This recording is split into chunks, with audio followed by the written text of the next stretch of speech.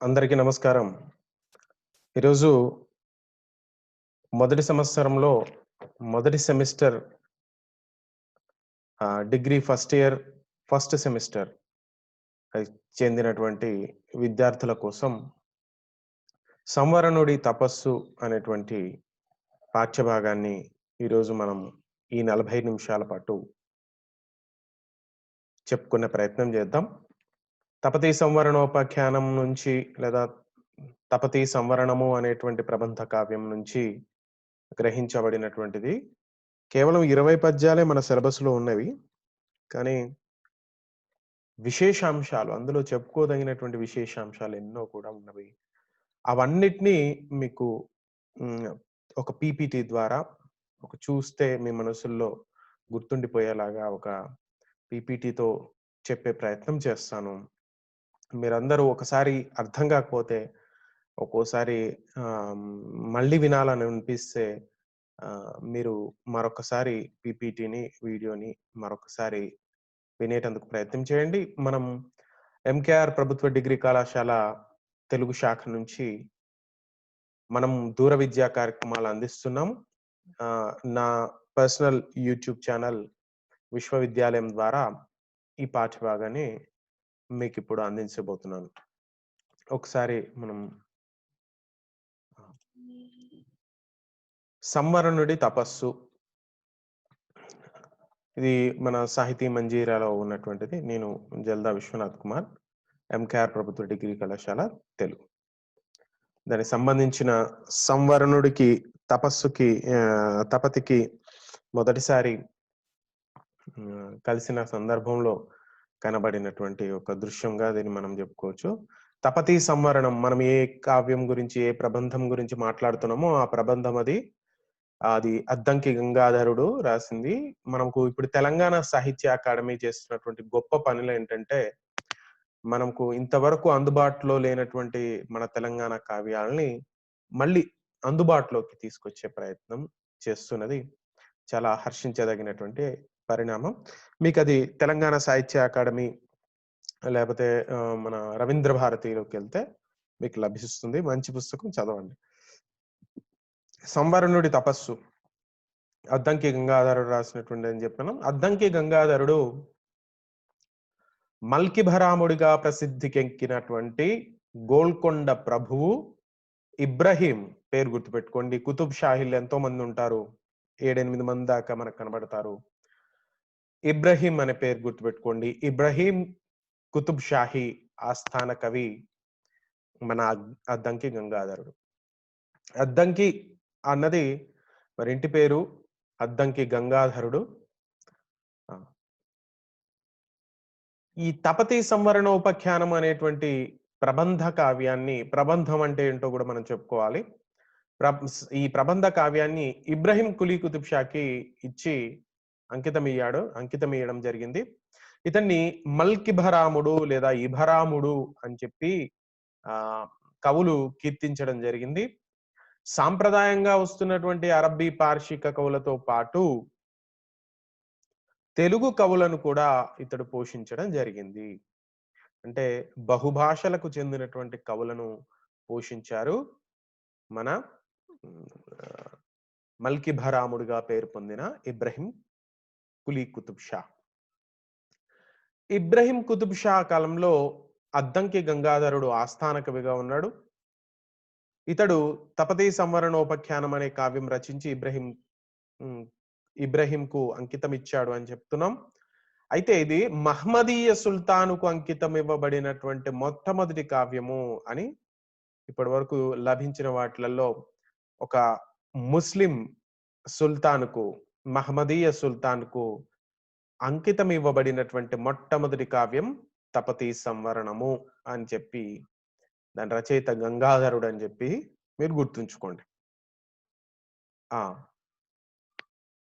వారు పెక్కు కృతులు, నేను అనేకమైనటువంటి కృతులు విన్నాను, చూశాను, అంకితం పొందాను.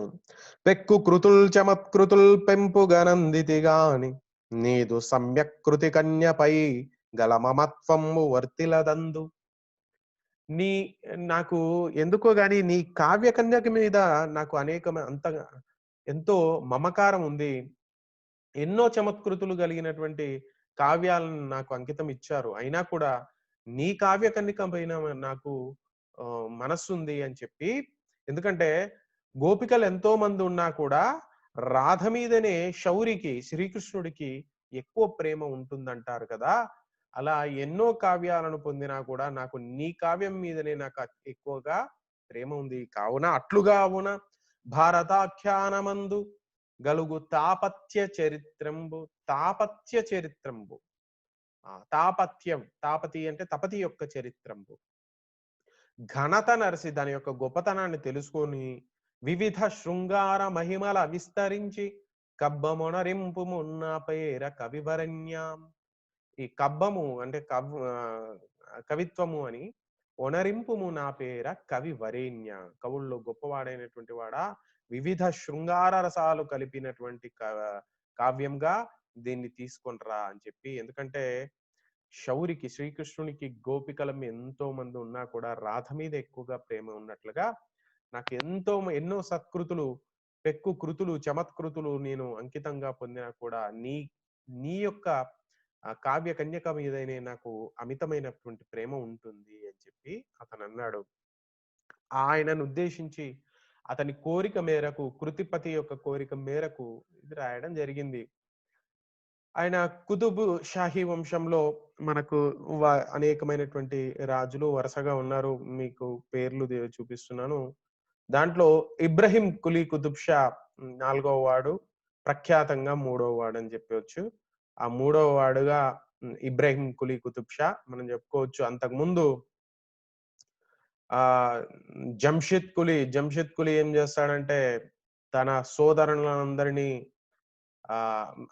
చంపేసి తండ్రి యొక్క గుడ్లు పీకి అతన్ని బందీగా చేసి రాజ్యంలోకి వచ్చేస్తాడు, అధికారంలోకి వస్తాడు. అప్పటికి చిన్న వయసులో ఉన్నటువంటి దేవరకొండ ప్రాంతంలోనే ఉన్నటువంటి ఇబ్రహీం కులీ కుతుబ్ షా అక్కడి నుంచి బీదర్కి, అక్కడి నుంచి బీదర్లో కాస్త భేదాలతో అక్కడి నుంచి ఆళియ రామరాజు విజయనగర సామ్రాజ్యానికి వారు వలస వెళ్ళడం, అక్కడ విజయనగర సామ్రాజ్యం వారి యొక్క సంరక్షణలో పెరిగి యుక్త వయసుడు రాగానే తిరిగి అన్నగారు మరణించడం వల్ల తన అధికారాన్ని పొందాడు అని చెప్తారు. ఇది ఇబ్రహీం దేవరకొండ నుంచి పారిపోవడం, బీదర్ చేరుకొని అలీ బరీద్ యొక్క ఆశ్రమాన్ని పొందడం, తర్వాత ఆలియా రామరాజుల యొక్క ఆశ్రమాన్ని పొందడం. ఆలియా రామరాజు భార్య అయితే ఇతన్ని సొంత కొడుకులాగా చూసి షెహదాద్ అనేటువంటి పేరుతో పిలిచేదని. ఇక కేవలం 20 సంవత్సరాల వయసులోనే 1550 జూలై 27న అతడు రాజుగా పట్టాభిషేకం పొందాడు. 20 సంవత్సరాల వయస్సులో, 100 వయసాల వయస్సులో. కానీ ఆలయ రామరాజు దగ్గర ఉండగా భాష మీద అభిమానం పెరిగింది. విజయనగర సామ్రాజ్యంలో ఏ విధంగానైతే తెలుగు భాష పట్ల, భాషా సాహిత్యాల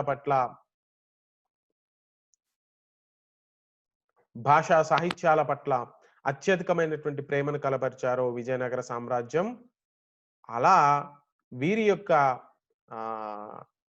వీరు కూడా తెలుగు సాహిత్యాల పట్ల ప్రేమను అభివృద్ధి చేసేటందుకు తన ప్రేమను కనపరిచాడు.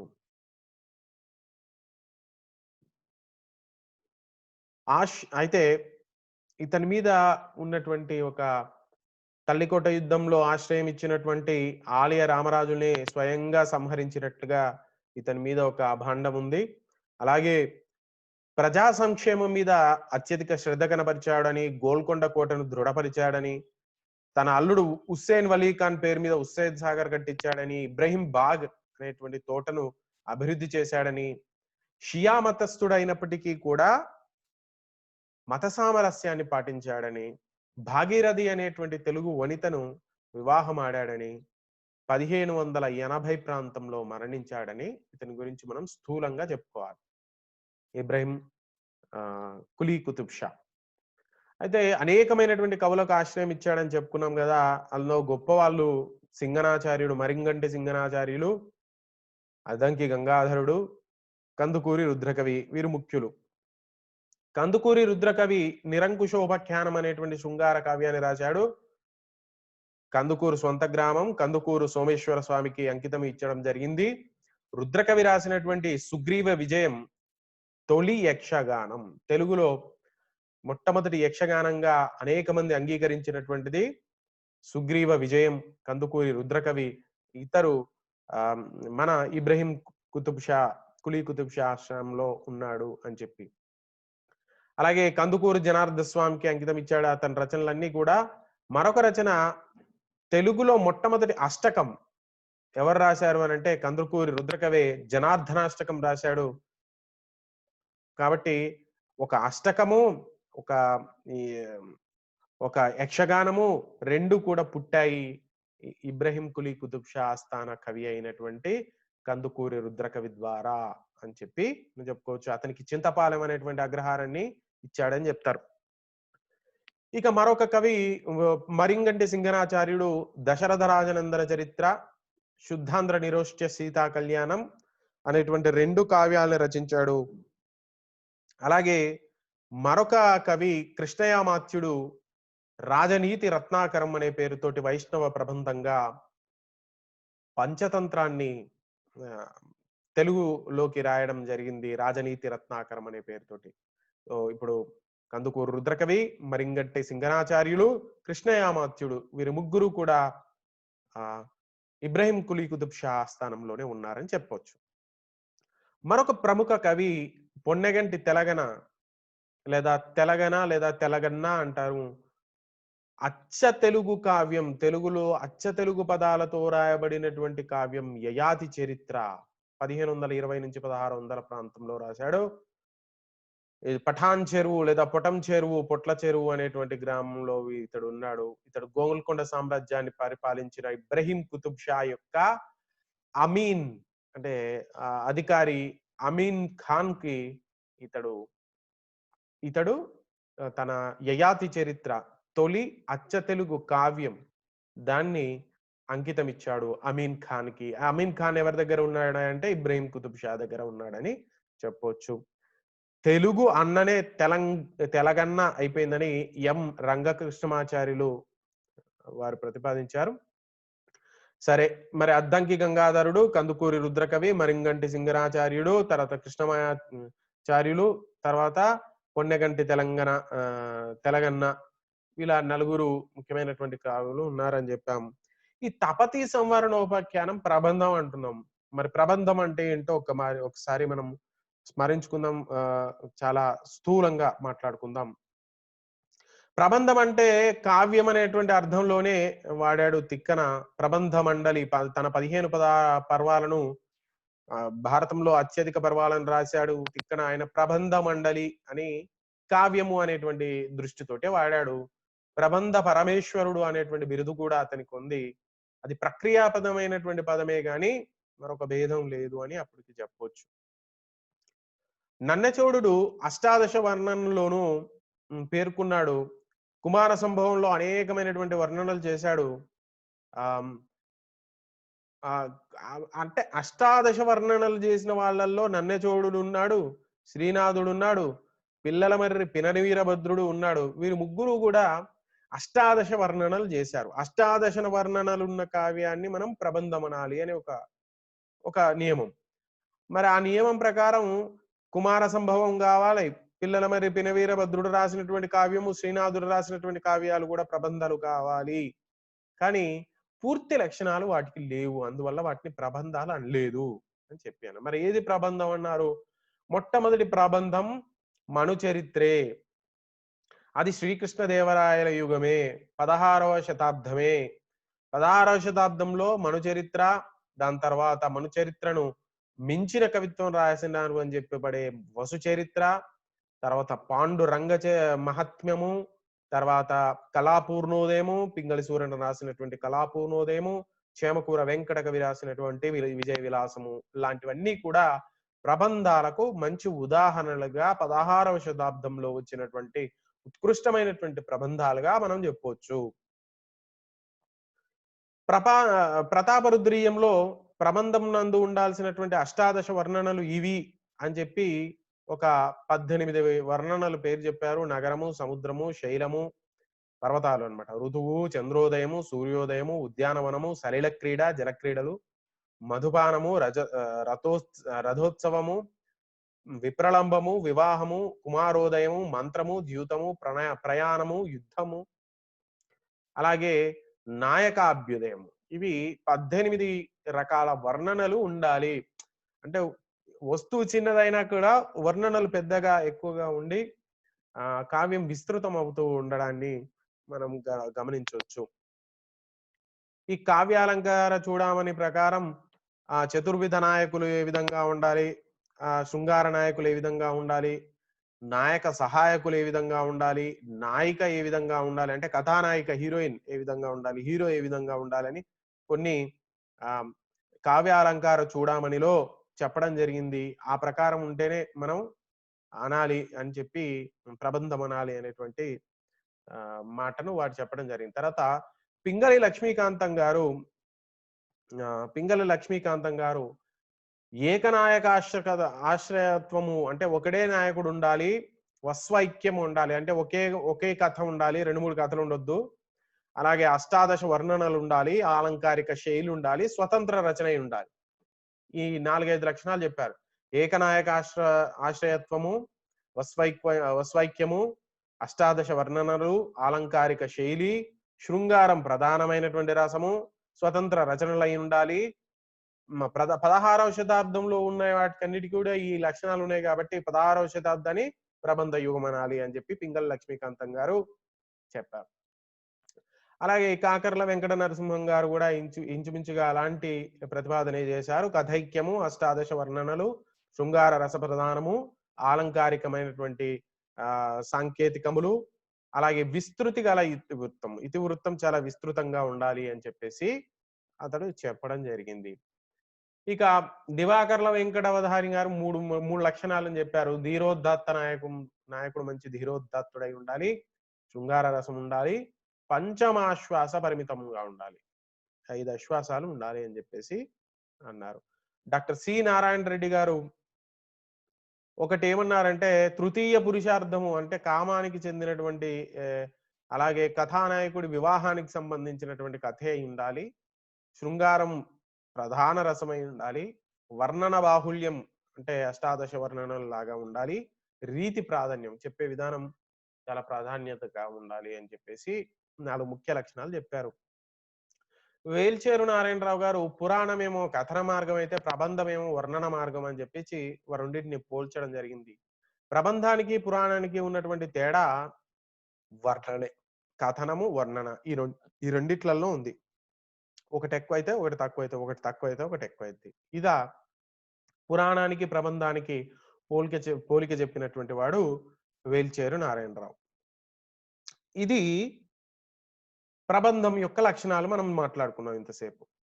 మరి ఇక్కడ చూడండి, కవిత్రయ భారతంలో నన్నయ్య ఆదిపర్వంలో సప్తమాశ్వాసము 7వ ఆశ్వాసము సప్తమాశ్వాసంలో 68 నుంచి 90 పద్యాలు మొత్తం కలిపితే 23 పద్యాల్లో ఉన్న దాన్ని 414 గద్య పద్యాలు సుమారుగా 500 అని చెప్పబడినాయి. ఈ 500 గద్య పద్యాలుగా అద్దంకి గంగాధర కవి తపతీ సంవరణము అనేటువంటి ప్రబంధ కావ్యాన్ని రాశాడు. ఉపాఖ్యానము అని అనకూడదు, తపతీ సంవరణము అనేటువంటి పదమే సరైనది అన్నట్టుగా అంటున్నారు ఈ మధ్యన. కాబట్టి అద్దంకి గంగాధర కవి తపతీ సంవరణము అనేటువంటి ప్రబంధ కావ్యాన్ని రాయడం జరిగింది.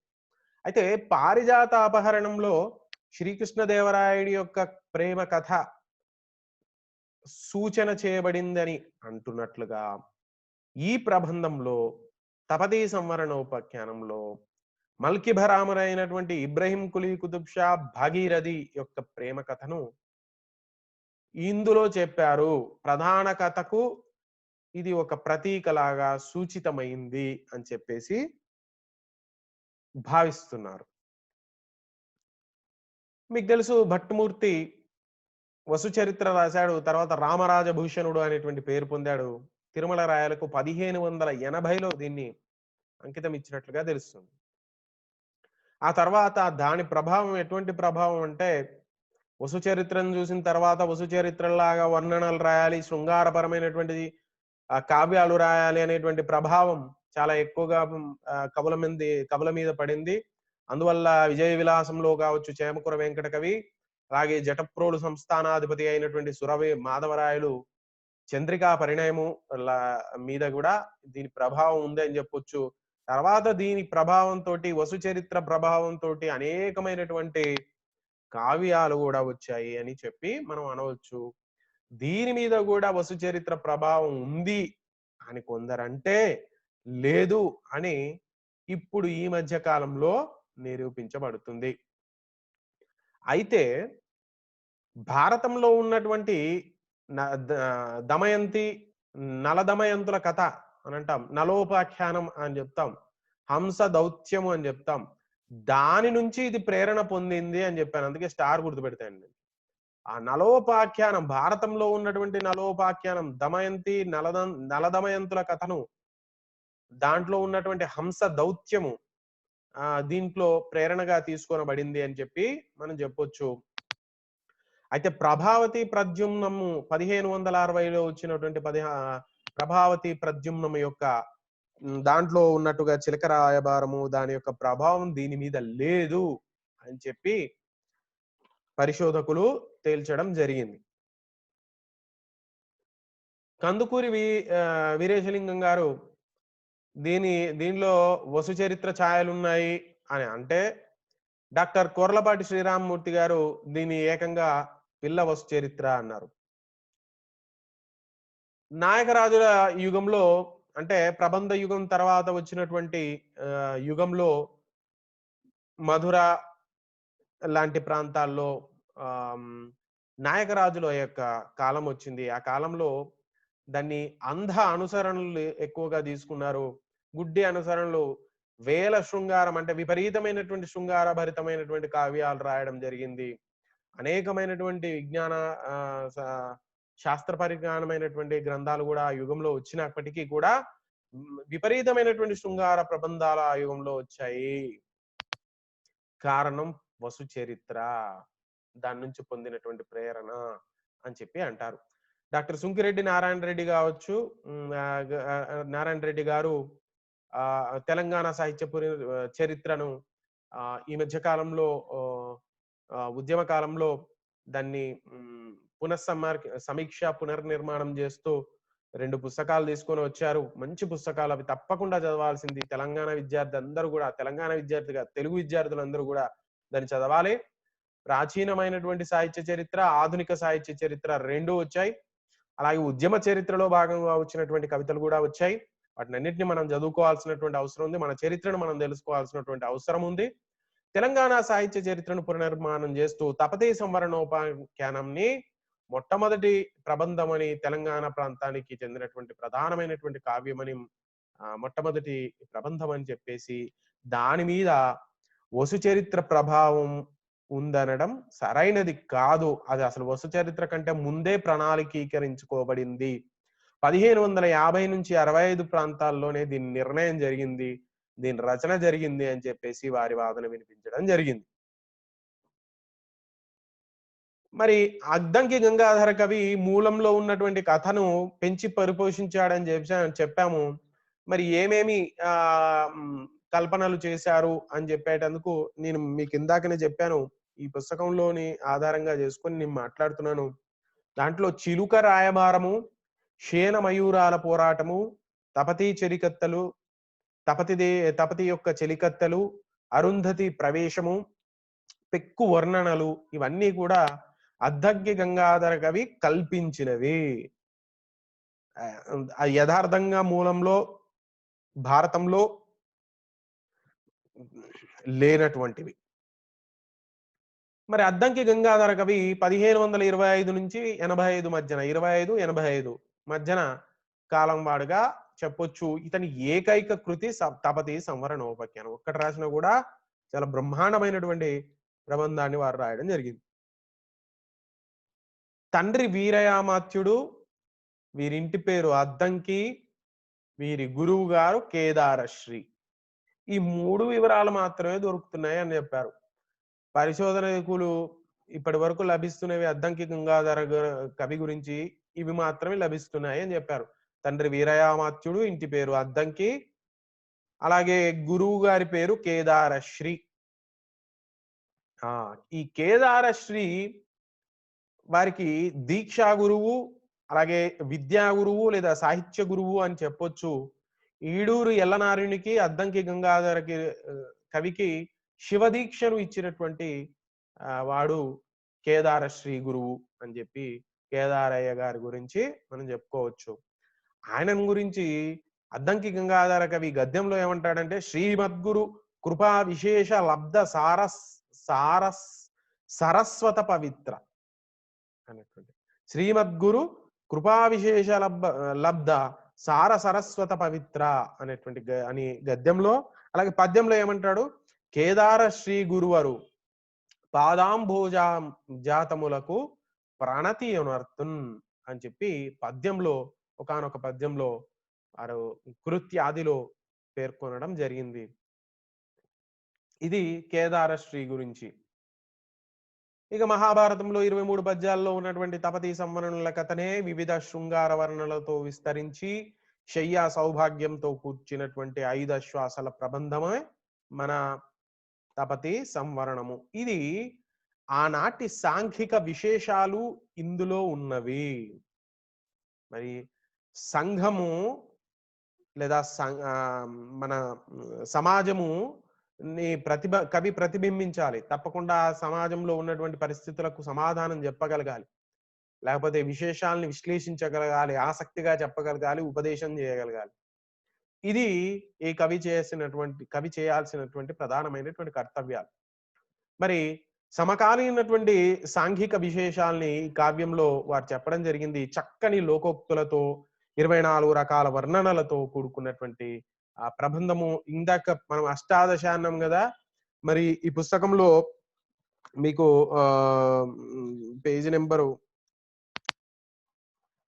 53లో 24 రకాల వర్ణనలు ఏంటివి అని, నగర వర్ణన, శైల వర్ణన, ఉద్యాన వర్ణన, వసంత వర్ణన, వనవిహారము, జలక్రీడ, వేట, సూర్యాస్తమయము, అంధకారము, చంద్రోదయము, మలయానిలము, సూర్యోదయము, వివాహము, సురతము, గర్భము, పుత్రోదయము, తపోవర్ణము, విరహవర్ణము, తర్వాత వర్ణనము మదన పూజ, నాయికా వర్ణనము, నాయక వర్ణనము, శుక వర్ణనము, వశిష్ఠ వర్ణనము, సూర్య వర్ణనము అని 24 రకాల వర్ణనలు ఇందులో చేశారు. అంటే ప్రబంధానికి 18 కావాలంటే ఈయన 24 రకాల వర్ణనలు చేసి చాలా విస్తృతమైనటువంటి గ్రంథంగా దీన్ని తీసుకొని వచ్చారు అని చెప్పి దీనికి పీచిక రాసినటువంటి పాటిబండ మాధవ శర్మ గారు దీనికి పాటిబండ మాధవ శర్మ గారు పరిష్కరించి పీచిక రాశారు. ఇది 1972లో మొదటిసారి ముద్రించబడింది. మరి 2018లో మరొకసారి ముద్రించబడింది. పాటిబండ మాధవ శర్మ గారు పరిష్కర్త, గుర్తుపెట్టుకోండి. సూర్యుని కుమార్తె తపతి. మీరు తప్పకుండా గుర్తుపెట్టుకోవాల్సినటువంటి విషయాలు. తపతి ఎవరు, ఆమె ఎవరో నాకు తెలియదు, మర్చిపోయినా అని రాయకండి. తపతి సూర్యుని యొక్క కుమార్తె. సంవరణుడు ఎవరు, ఢిల్లీ పరిపాలకుడు లేదా హస్తినాపుర పరిపాలకుడు, అది గుర్తుపెట్టుకోండి. ఇందులో చాలా కీలకమైనటువంటిది చిలక రాయబారం. ఈ రాయబారం అనేది చాలా కీలకమైనటువంటిది. అది చిలక రాయబారము. వీరిద్దరూ ప్రేమించుకొని వివాహం చేసుకునేటట్టు చేయడం, చిలక రాయబారం చేసి ఇద్దరు ప్రేమించుకునేలాగా చేస్తుంది. ఇది ప్రధానమైనటువంటి కథ. అయితే దీంట్లో ప్రధానమైనటువంటి కథలో ప్రధానమైనటువంటి ఘట్టాలని నేను మీకు ఒక వరుస క్రమంలో చెప్పడం జరిగింది. సంవరణుడు మొట్టమొదట వనవిహారం చేస్తూ ఉంటాడు. వనవిహారం చేస్తున్నటువంటి సంవరణుడి దగ్గరికి చిలుక వచ్చి చేరుతుంది. ఇది సూర్యమండలం నుంచి, సూర్యమండలంలో తపతి దగ్గర అనేక విద్యలు నేర్చుకున్నటువంటి చిలుక తనకు విద్యా గురువు అయినటువంటి తపతికి ఏదైనా రుణం తీర్చుకోవాలి, గురుదక్షిణ ఇవ్వాలి అని చెప్పి మంచి వరుణ్ణి వెతకాలని చెప్పి వెతకడానికి ప్రారంభిస్తుంది. పెళ్లి పెద్దలాగా వరుడి గురించి వెతుకుతున్నటువంటి చిలుకకు సంవరణుడు కనబడతాడు. సంవరణుడికి తపతి గురించి చెప్తుంది. తపతి యొక్క సౌందర్యాన్ని గురించి వివరిస్తుంది. కానీ ఆయన సూర్యుని కుమార్తె గదా అని నిరాశ చెందుతున్నప్పుడు గూడా నీకు పట్టుదల ఉండాలి. లేకుంటే సాధించలేనిదేది లేదు అని జెప్పి అతన్ని బాగా ప్రోత్సహించి, ప్రేరేపించి ఆఖరికి ముగ్గులోకి దింపుతుంది చిలక. ఎంత పని జేసింది? సంవరుణ్ణి సంవరణుణ్ణి ఆఖరికి ప్రేమలోకి దించింది. సంవరణుడు విరహంతోటి ఇక తపస్సు చేయడం ఆరంభించాడు. ఎవరి గురించి? శ్రీ శ్రీ శ్రీ సూర్యనారాయణుని గురించి, భగవంతుడు ప్రత్యక్ష దైవమైనటువంటి సూర్యుని గురించి తపస్సు చేయడం ప్రారంభించాడు. నీకు అల్లునిగా చేసుకోనైనా అని చెప్పేసి. ఆ సందర్భంలో తపస్సు చేసుకుంటున్న సమయంలోనే చిలుక ఎక్కడికెళ్ళిపోతుంది? తిరిగి సూర్య మండలంలోకి వెళ్ళి తపతి దగ్గరికి చేరడం. అక్కడ సంవరణుణ్ణి చూశాను అన్న సంగతి చెప్తుంది. ఎవరికి? తపతికి. సంవరణునికి నేను చూశాను. నీకు అతడు తగినవాడు. అతను చాలా అందగాడు. హస్తినాపుర పాలకుడు. చంద్రవంశంలో పుట్టినటువంటి వాడు అని చెప్పేసి అతని గురించి చెప్తోంది. చెప్పిన తర్వాత తపతిని కూడా ప్రేమలో పడేసిన తర్వాత తపతికి విరహతాపం వస్తుంది. ఇంకా ఎప్పటికైనా ఎప్పుడెప్పుడు చూడాలి సంవరణుణ్ణి అనేటువంటి ఒక కోరిక, విరహం, తాపం వచ్చి చంద్రుణ్ణి, మన్మధుణ్ణి దూషిస్తున్నటువంటి సమయంలో వసంత ఋతువు రానే వచ్చింది. ఆ వసంత ఋతువు సందర్భంలో తపతి వన సందర్శన కోసం వెళ్తుంది. తపతి వన సందర్శన కోసం వెళ్ళిన సమయంలో వేటకు వెళ్ళినటువంటి సంవరణుడు తపతిని మొట్టమొదటిసారి చూస్తాడు. మొట్టమొదటిసారి చూడగానే తపతి యొక్క అందానికి, సౌందర్యానికి ముగ్ధుడైపోతాడు.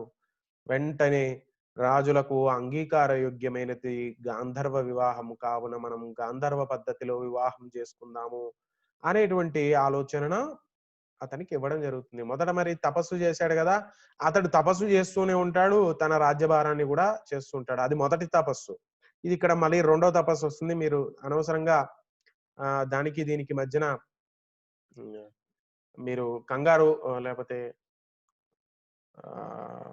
కన్ఫ్యూజ్ అనేటువంటిది మీరు కాకండి. ఓకేనా? సంవరణుడు ఇక తపతి ఏమని చెప్పిపోతుందంటే, ఇంక నువ్వు నన్ను వివాహం చేసుకోవాలంటే నా తండ్రి యొక్క అనుమతి తీసుకోవాలి, తప్ప ఇంకో మార్గం లేదు అని చెప్పి వెళ్ళిపోతే అతడు మూర్ఛపోతాడు. మూర్ఛపోయిన తర్వాత మూర్ఛ నుంచి అతని పరిచారకులు లేపిన తర్వాత నేను వశిష్ఠుణ్ణి చూడాలనుకుంటున్నాను అని చెప్పి తలుచుకుంటే వశిష్ఠుడు అక్కడికి వరకు వస్తాడు. సంవరణుడు తపస్సు చేస్తున్నటువంటి సంవరణుడి దగ్గరికి వశిష్ఠుడు అరుంధతితో సహా వచ్చి ఓదార్పిస్తాడు. ఈ చిన్నదాని గురించి రాజ్యభారం అంతా వదిలిపెట్టి నువ్వు ఇంత ఆరోగ్యం పాడు చేసుకొని తపస్సు చేసుకోవాల్సినటువంటి అవసరం ఏమొచ్చింది? నేనే సౌరమండలానికి వెళ్తున్నాను అని చెప్పేసి సౌరమండలానికి వెళ్ళి సూర్యుని వద్దకు వెళ్ళి వశిష్ఠుడు ఉన్న విషయమని చెప్తాడు. సంధ్యావందనం చేస్తున్న సమయంలో సంవరణుడి యొక్క తపో దీక్షలకు మెచ్చినటువంటి సూర్యుడు అంతకు ముందే ఒక నిర్ణయానికి వచ్చేస్తాడు. నేను ఎలాగైతే తగిన వరుని కోసం వెతుకుతున్నానో అలాంటి తగిన వరుడు సంవరణుడే మాత్రమే. కాబట్టి సంవరణుడికి ఇచ్చి చేయడంలో నాకు ఎటువంటి అభ్యంతరం లేదు అని చెప్పేసి తపతిని వశిష్ఠునికి, అరుంధతికి అప్పచెప్పి పంపిస్తాడు. ఎక్కడికి? హస్తినాపురానికి. హస్తినాపురానికి వచ్చిన తర్వాత అంగరంగ వైభవంగా అరుంధతి వశిష్ఠుల సమక్షంలో వారికి వివాహం జరుగుతుంది. తపతికి, సంవరణుడికి. వారు విహారం కోసం మలయ పర్వతంకి వెళ్ళడం, మలయ పర్వతం యొక్క వర్ణన, మలయ పర్వతం యొక్క దండకం ఇదంతా ఉంటుంది. మలయాచల పర్యటన, ఊటీకి వెళ్ళినట్టుగా వెళ్తారు. అలా అతడు సంసార బంధంలో పడిపోయి రాజ్యభారాన్ని మర్చిపోతున్నటువంటి సందర్భంలో వశిష్ఠుడు మరొక్కసారి అతనికి బాధ్యతల్ని గుర్తు చేసి తన కర్తవ్యాన్ని బోధ చేసి తిరిగి హస్తినాపురానికి తీసుకెళ్తాడు. నిజమే, ఒక లక్ష్యం కోసం దీక్ష చేశాడు, తపస్సు చేశాడు అన్నది మనం గ్రహించవచ్చు. కానీ ప్రేమలో పడి సంసారంలో పడిన తర్వాత రాజ్యము అనేటువంటి కర్తవ్యాన్ని మరిచాడు అన్నటువంటి విషయాన్ని కూడా మనం గమనించాలి. మరిచిన సందర్భంలో వశిష్ఠుడు మరొక్కసారి అతనికి బోధ చేసి, కర్తవ్య దీక్షను బోధించి, తిరిగి హస్తినాపురానికి తీసుకొని వెళ్తాడు. హస్తినాపురానికి వెళ్ళిన తర్వాత మళ్ళీ తపతి గర్భవతి అవ్వడం, కురువును జన్మించడం చేస్తుంది. ఈ కురువు తర్వాత కాలంలోనే కురు వంశము అభివృద్ధిలోకి వస్తుంది. ఇది తపతీ సంవరణము యొక్క ప్రధానమైనటువంటి కథ. ఈ ప్రధానమైనటువంటి కథను గుర్తుపెట్టుకోండి. తపతి ప్రేమ కోసం సంవరణుడు ఏ విధంగా తపస్సు చేశాడో వర్ణించే సందర్భం తపతీ సంవరణోపాఖ్యానంలోని ద్వితీయ ఆశ్వాసం అని ఇచ్చాడు. కానీ ఇక్కడ తృతీయ ఆశ్వాసంలో ఉంది అని మనకి ఈ పుస్తకంలో చూస్తే మనకు తృతీయ ఆశ్వాసంలో ఉంది అని మనం చెప్తాము తపతీ సంవరణోపాఖ్యానం. కానీ మీరు మాత్రం ద్వితీయ ఆశ్వాసంలోనే ఉందని రాయండి. తృతీయ అని రాస్తే మళ్ళీ మార్కులు వస్తాయో రావో తెలియదు. ఆదితికి జన్మించినటువంటి వాడవడం చేత సూర్యుడిని మనం ఆదిత్యుడని, కశ్యప ప్రజాపతికి జన్మించడం వల్ల కాశ్యపేయుడని చెప్తాం. సూర్యుడు అంటేనే అందరికీ కర్మలను చేసేటందుకు, అంటే వారి వారి పనుల్లోకి పంపేటువంటి వాడు అని అర్థం. ఆయన నిజంగా ఇప్పుడు కరోనా సమయంలో విటమిన్ D3 లోపం రాకుండా కాపాడేటువంటి వాడు. అన్ని మతాల్లో కూడా సూర్యునికి చాలా విలువ ఉంది. ప్రత్యక్ష దైవం మన కంటికి కనబడేవాడు. కానీ సూర్యునికి ఆరాధన చేయమన్నారంటే ఆయనకి ఎదురుగా నిలబడి ఓ 40 నిమిషాలు ఆరాధన చేయమని డాక్టర్లు చెప్తున్నారు, ఇప్పుడు వైద్యులు చెప్తున్నారు.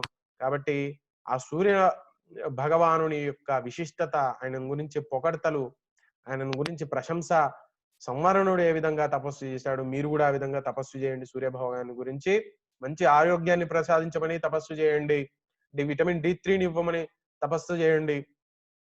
అనేకమైనటువంటి చైతన్యం మీకు ఇవ్వమని, శక్తిని ఇవ్వమని తపస్సు చేయండి. ఆయన పూజ చేయండి. ఇక సవిత్రుని సోదరి తపతి, ఇది ఈ కథ మీకు ఆల్రెడీ నేను చెప్పి ఉన్నాను.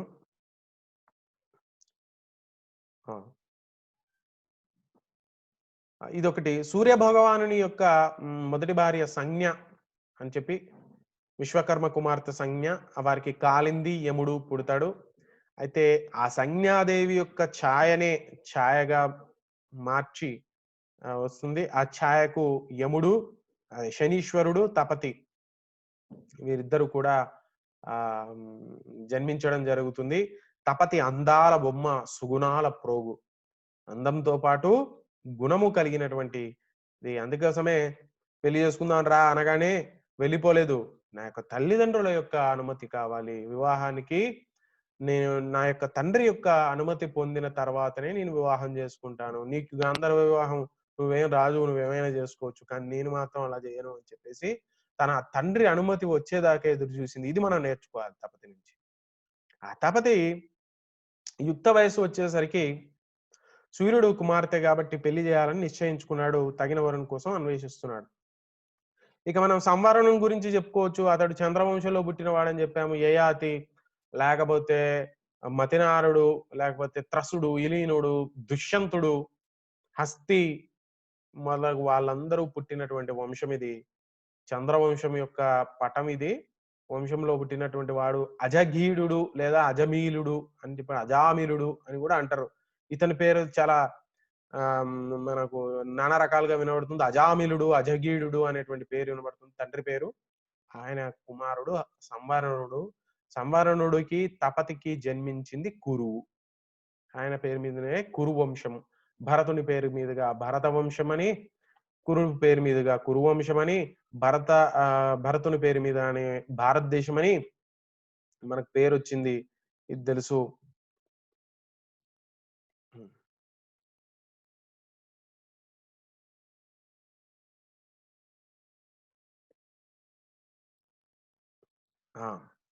ఇది అందులో ఉన్నటువంటి ప్రధానమైనటువంటి ఘట్టాలను, ఈ తపతీ సంవరణంలో ఉన్నటువంటి ప్రధానమైనటువంటి ఘట్టాలను మీకు పుస్తకంలో ఉన్నట్టుగా మీకు చూపించడం జరుగుతుంది.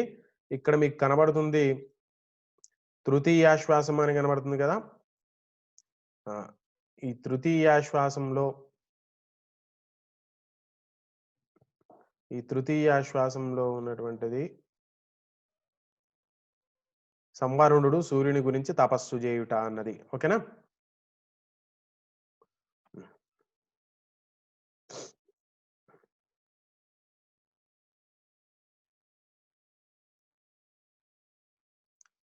ఇక మనం సంవరుణుడి తపస్సు అనేటువంటి పాఠ్యభాగంలోకి వద్దాం.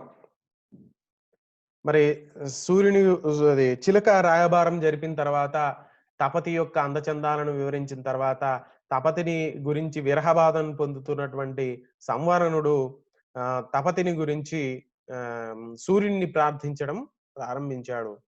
సూర్యుని గురించి ఆరాధించడం, ప్రార్థన చేయడం, తపస్సు చేయడం అనేది ప్రారంభించాడు. ఎప్పట్లాగానే అది కొత్తగా చేస్తున్నది ఏం కాదు. సంధ్యావందనం చేయడం అనేది చాలా అంటే సూర్యుని ప్రార్థన చేయడం, తపస్సు తదేక దీక్షతోటి ప్రార్థన చేయడం అనేటువంటిది ఆ ఉదయ సాయంత్రాలు మూడు కాలాలు త్రికాలంలోను త్రికాల సంధ్య అంటాం. 3 కాలాలు ఉదయం, మధ్యాహ్నం, సాయంత్రం వేళల్లో సూర్యుని గురించి తపస్సు చేయడం ప్రారంభించాడు. దీన్ని పెద్దగా కనబడడం కోసం ఇలా చేశాను. ఇదే పద్యము. దీన్ని పెద్దగా కనబడడం కోసం మీకు నాళీకాప్తుడు గోచరించుటమున్ అటమున్ ప్రత్యూష కాలంబునన్ వాలాయంబుగా పుల్ల తామరస భవ్యంబైన శృంగార పుంకులాకేలిని దీర్ఘమాడి అనురక్తిన్. ఇక్కడ అనురక్తిన్ చాలా ఆసక్తితో మనం చేసే పనిలో మనకి ఏముండాలంటే శ్రద్ధ ఉండాలండి. నాకు గొంతు సరిగ్గా లేదు. నేను కొంచెం జలుబు దగ్గుతోటి బాధపడుతున్నాను కాబట్టి పాడలేకపోతున్నాను. అనురక్తిన్ చాలా ఆసక్తితో పూజ లేదా తపస్సు చేస్తున్నాడు. మనం చేస్తుంటాం, ఇష్టం లేని చదువు చదువుతుంటాం. 3 గంటల పుస్తకం ముందే ఉంటుంది. 3 అక్షరాలు 3 పేజీలు కూడా 3 అక్షరాలు చదవం, 3 పేజీలు తిరిగేయం అన్నట్టుగా ఉంటుంది. అలా చేయకుండా ఏం చెప్తున్నాడు? నాళీకాప్తుడు. నాళీకానికి అంటే పద్మాలకు ఆప్తుడైనటువంటి సూర్యుడు గోరగించుటకు ఎర్రబడట కంటే ముందే అటమున్ అంటే దానికంటే ముందే గోరగించుటకు సూర్యుడు పద్మాలకు నేస్తామైనటువంటి సూర్యుడు ఎర్రబడుట కంటే ముందే ప్రత్యూష కాలం నన్ను ఉదయకాలంలోనే వాలాయంబుగా చాలా తప్పనిసరిగా అంటే ఒక శ్రద్ధతోటి దీక్షతోటి పుల్ల అంటే వికసించినటువంటి తామరలతో భవ్యంబైనటువంటి వాటికి పుట్టుకలకు కారణమైనటువంటి శృంగార పుంకేలాకేలని అంటే సరసమాడేటందుకు తగినటువంటి క్రీడలాడుకునేటందుకు తగినటువంటి మంచి సరస్సులో తీర్థమాడి, ఇక్కడ దీర్ఘమాడి అని ఉంది కానీ తీర్థము అని అంటే స్నానం చేసి అనురక్తిని చాలా ఆసక్తితో ధౌత కాషాయుడై అంటే మన ఉతికినటువంటి కాషాయ వస్త్రాలు ధరించినటువంటి వాడై పాలాదిస్తరులందు, పాలము అంటే నుదురు మొదలైనటువంటి మొదలుగా కలిగినటువంటి స్థలాలు అంటే భుజాలకు ఛాతికి అని అర్థం. పాలాది స్థరులందు నవ్యభసిత ప్రాగల్భయమే పారగన్. నవ్యభసితమైనటువంటి మంచి విభూతి తీసుకొని అక్కడ రాసుకున్నాడు. విభూతి ధారణ చేయడం అనేది శైవంలో ఉంటుంది. ప్రార్థిస్తున్నదేమో వైష్ణవుడిని, శ్రీమన్నారాయణుని. అయితే మన రచయిత అద్దంకి గంగాధరుడు శివదీక్షను పొందాడు కాబట్టి ఆయన యొక్క శివదీక్షలో వారు చేసేటువంటి విభూతి ధారణే ఇక్కడ సంవరణుడి చేత కూడా చేయించాడని అంటారు. ఇక్కడ నవ్యభసితమైనటువంటి ప్రాగల్భయమే పారగన్ మంచిగా అందరికి దిట్టంగా శరీరం అంతా కూడా ఇక్కడ నుదురు భాగంలో, భుజం భాగంలో, ఛాతీ భాగంలో, వక్షస్థలంలో మంచిగా ప్రాగల్భయక అంటే మంచి దిట్టంగా ఏ పారగన్ అందరికి బాగా కనబడేటట్లుగా మంచిగా ఏం రాసుకున్నాడు? విభూతి ధారణ చేశాడు. ఇక్కడ ఏం చేశాడు చూడండి.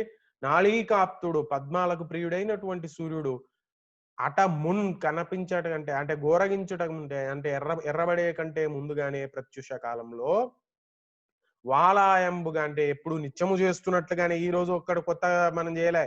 పూజ చేయడం కోసం అని స్నానం చేయడం కాదు. ఆయన ఎప్పుడు చేస్తున్నట్టుగానే తప్పనిసరిగా ఒక నియమం ప్రకారము అంటే వికసించినటువంటి తామరస భవ్యంబైనటువంటి తామరలతోటి నిండిపోయినటువంటి తామరలతో పుట్టినిల్లుగా కనబడుతున్నటువంటి అంటే అలాగే క్రీడా సరస్సునందు అంటే ఒక ఆటలాడుకునేటందుకు ఈత కొట్టేటందుకు చాలా అనువుగా ఉన్నటువంటి సరస్సులో తదేకమైనటువంటి శ్రద్ధతో అనురక్తితో అతడు దీర్ఘమాడెన్ తీర్థమాడెన్ స్నానం చేశాడు.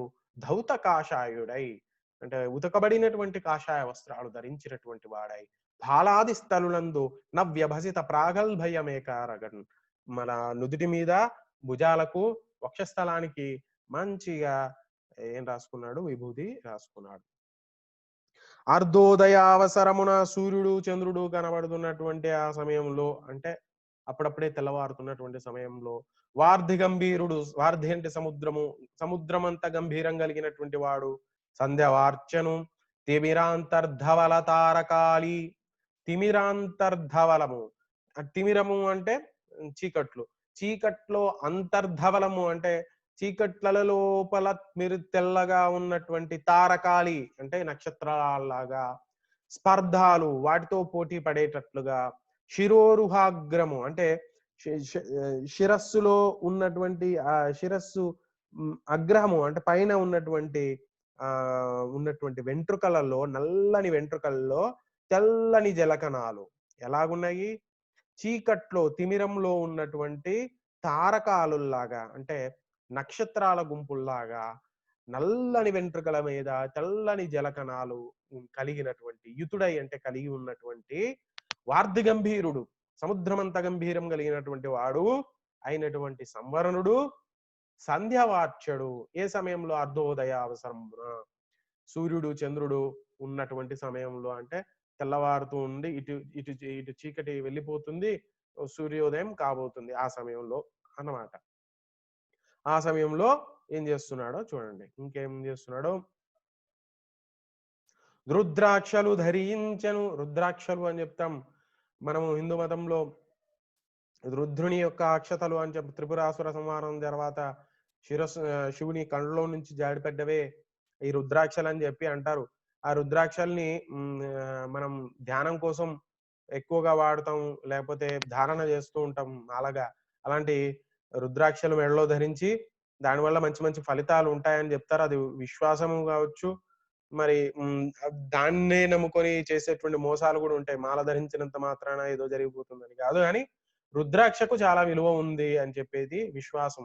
ఒక విశ్వాసం ప్రకారం ముద్రలు యోగ ముద్రలు కూడా మీకు తెలుసు. ఆ బొటన వేలిని మరొక వేలితో పట్టుకునేటువంటి విధానాలు కొన్ని ఉంటాయి.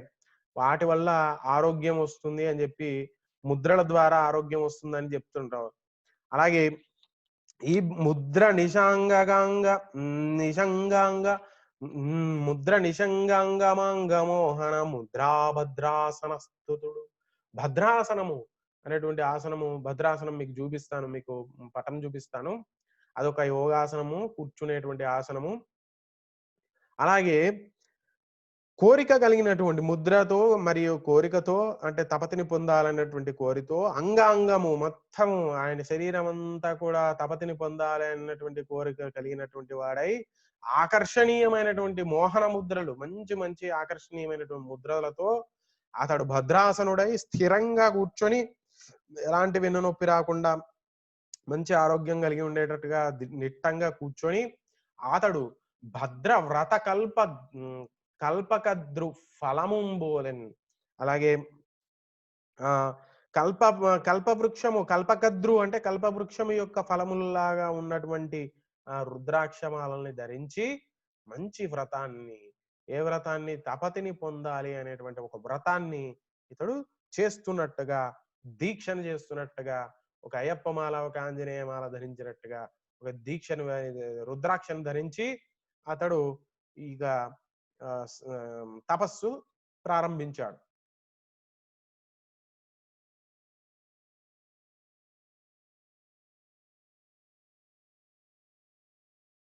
ఓకే. అది పద్మాసనం యొక్క గొప్పతనం ఇది. ఆహ్, నేను ఒకసారి మీకు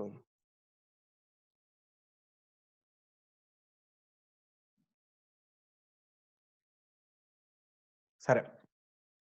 పటం మీకు చూపిస్తాను. ఏమని చెప్పాను? భద్రాసనం అని జెప్పాను గదా! ఆ భద్రాసనం ఏంటో మీకు జూపిస్తాను. అక్కడ డిస్‌ప్లే గావట్లేదు ఆ పిక్ ఎందుకో. ఓకే. దానివల్ల ఉపయోగాలు, మానసికమైనటువంటి ఉపయోగాలు, శారీరకమైనటువంటి ఉపయోగాలు ఎన్నో ఉన్నాయి. అవి మీరు తెలుసుకోవాలి. ఆసనాల వల్ల కలిగేటువంటి ఉపయోగాలేంటో. అలాగే ముద్రలు.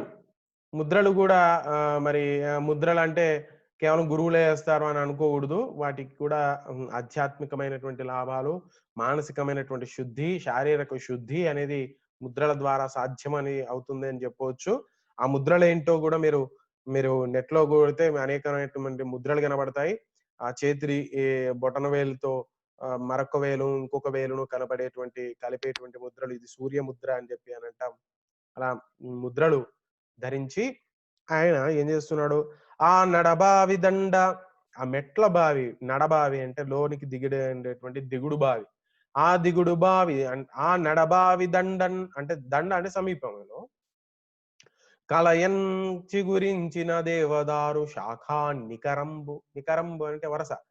దేవదారు వృక్షాల యొక్క వరుసలు చిగురించినటువంటి ఆ యొక్క దిగుడు బావి సమీపంలో చిగురించినటువంటి దేవదారు శాఖల యొక్క సమూహము క్రిందట ఒకానొక చోట గురువింద తీగలు అక్కడ పాను పింటిలో గురువింద తీగలు ఒక పువ్వులతో చేసినటువంటి పాన్పులాగా తయారు చేశాయి.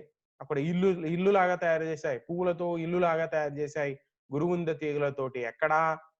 ఒక మెట్ల బావి దగ్గర, అలాగే దేవదారు వృక్షాల మధ్యలో కిందట దేవదారు వృక్షాలంటే చాలా పెద్దగా ఉంటాయి.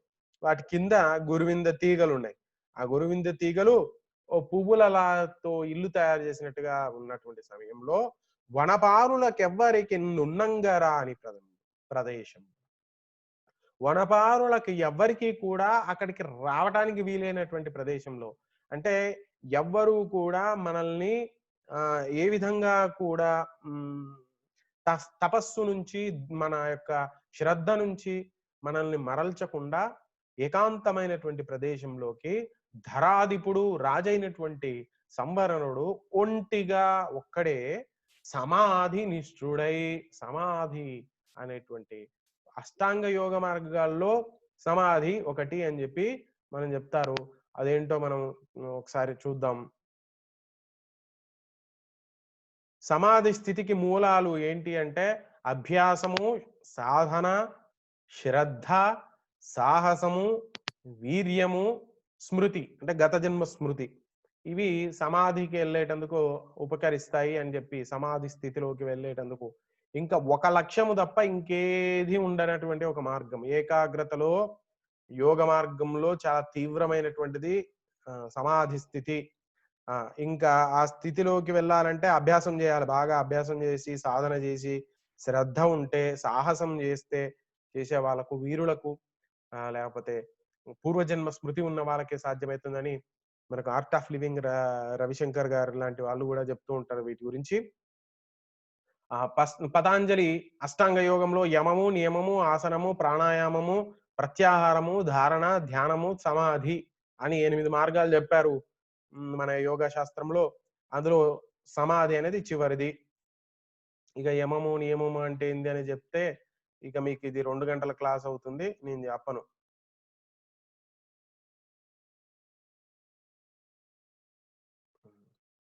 ఇలా ఇక సమాధి అంటే నిత్యము శుద్ధమైనటువంటి బుద్ధితో కూడి సత్యమైన ఆనందంతో కూడినటువంటి తురీయమైన స్థితి. తురీయమైనటువంటి అంటే అటు మెలకువ గాదు, ఇటు నిద్ర గాదు, అటు కల గాదు. ఈ మూడిటికి అతీతమైనటువంటి స్థితి సమాధి స్థితి. నిద్ర కాదు, మెలకువ కాదు, కల కాదు. ఈ మూడిటికి ఆహ్, ఒక భిన్నమైనటువంటి స్థితి అది సమాధి స్థితి. దాన్ని తురీయ అవస్థ, తురీయ స్థితి అని కూడా అంటుంటాం. అంటే ఇక నేనే బ్రహ్మ, బ్రహ్మే నేను అని ఒకే ఒక అంశం మీద, ఒకే ఒక వస్తువు మీద మనం దృష్టి పెట్టేటువంటి విధానాన్ని సమాధి స్థితి అని అంటాం. మరి అంత శ్రద్ధతో మనం పాఠాలను చదువును చదవాల్సినటువంటి అవసరం ఉంది. ఇది సమాధి స్థితిలోకి వెళ్ళిపోయాడు. భద్రాసనం వేయలే, ఇక్కడ పద్మాసనం వేశాడు. ఇక సూర్య భగవానుని యొక్క చిత్రపటము, సూర్య భగవానునికి సంబంధించినటువంటి అనేక చిత్రపటాలు మీకు కనబడుతుండొచ్చు. కానీ హరితాశ్వములు అంటే ఆకుపచ్చని గుర్రాలు కలిగినటువంటి వాడు కాబట్టి ఇదే మంచి చిత్రపటం అనిపించింది. సూర్య భగవాన్ని ఒక చేత శంఖము, ఒక చేత చక్రము. ఈ ఫోటోకి ఎందుకు చూపిస్తున్నానంటే తర్వాత రాబోయే పద్యం ఆయన యొక్క రూపాన్ని వర్ణించే పద్యం, అందుకోసమనే ఆయనకు చూపిస్తున్నాము. ఆనూరుడు అనుకుంటున్నాను. ఆయన యొక్క రథసారథి పేరు ఆనూరుడు. ఆయన గరుడు ఉందిగా, గరుడ పక్షి ఉంది కదా, ఆయన యొక్క సోదరుడు ఆనూరుడు. ఏకచక్ర ఒకే చక్రం కలిగినటువంటి రథం కలిగి సప్తాశ్వాలు 7 వారాలకు అవి ప్రతీకలు అని చెప్పి అంటారు. సరే, 16 వన్య బంగారు మేనితో ఎలా ఉన్నాడు? 16 వన్య బంగారు మేనితో ఉన్నాడు. సూర్యుడు మంచి తగతగ మెలమెల మెరుస్తున్నాడు బంగారం లాగా.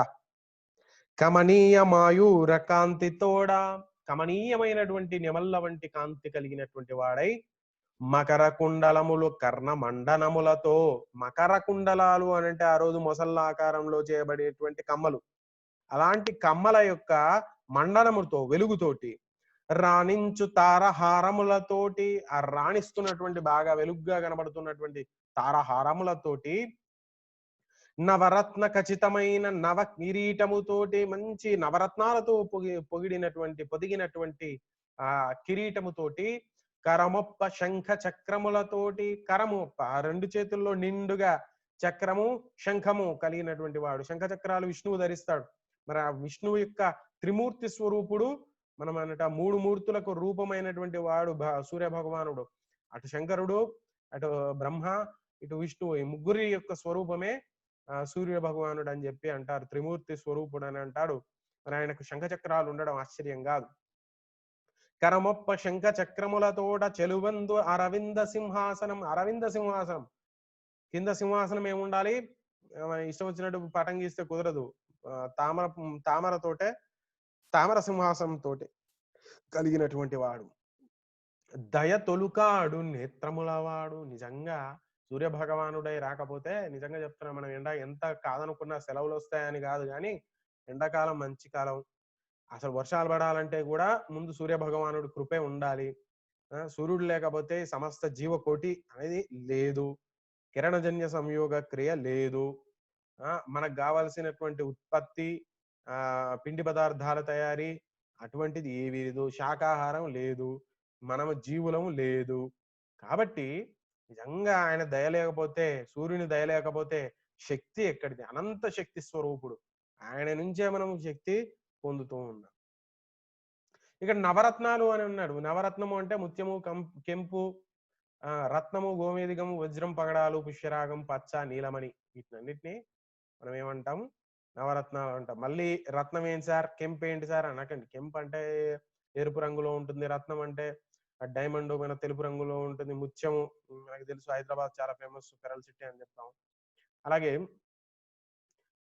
విక్రమాదిత్యుని ఆస్థానంలో ఉన్నటువంటి కవుల్ని కూడా మనం ఏమంటాము? నవరత్నాలు అని అంటాం. అది కాదులేండి.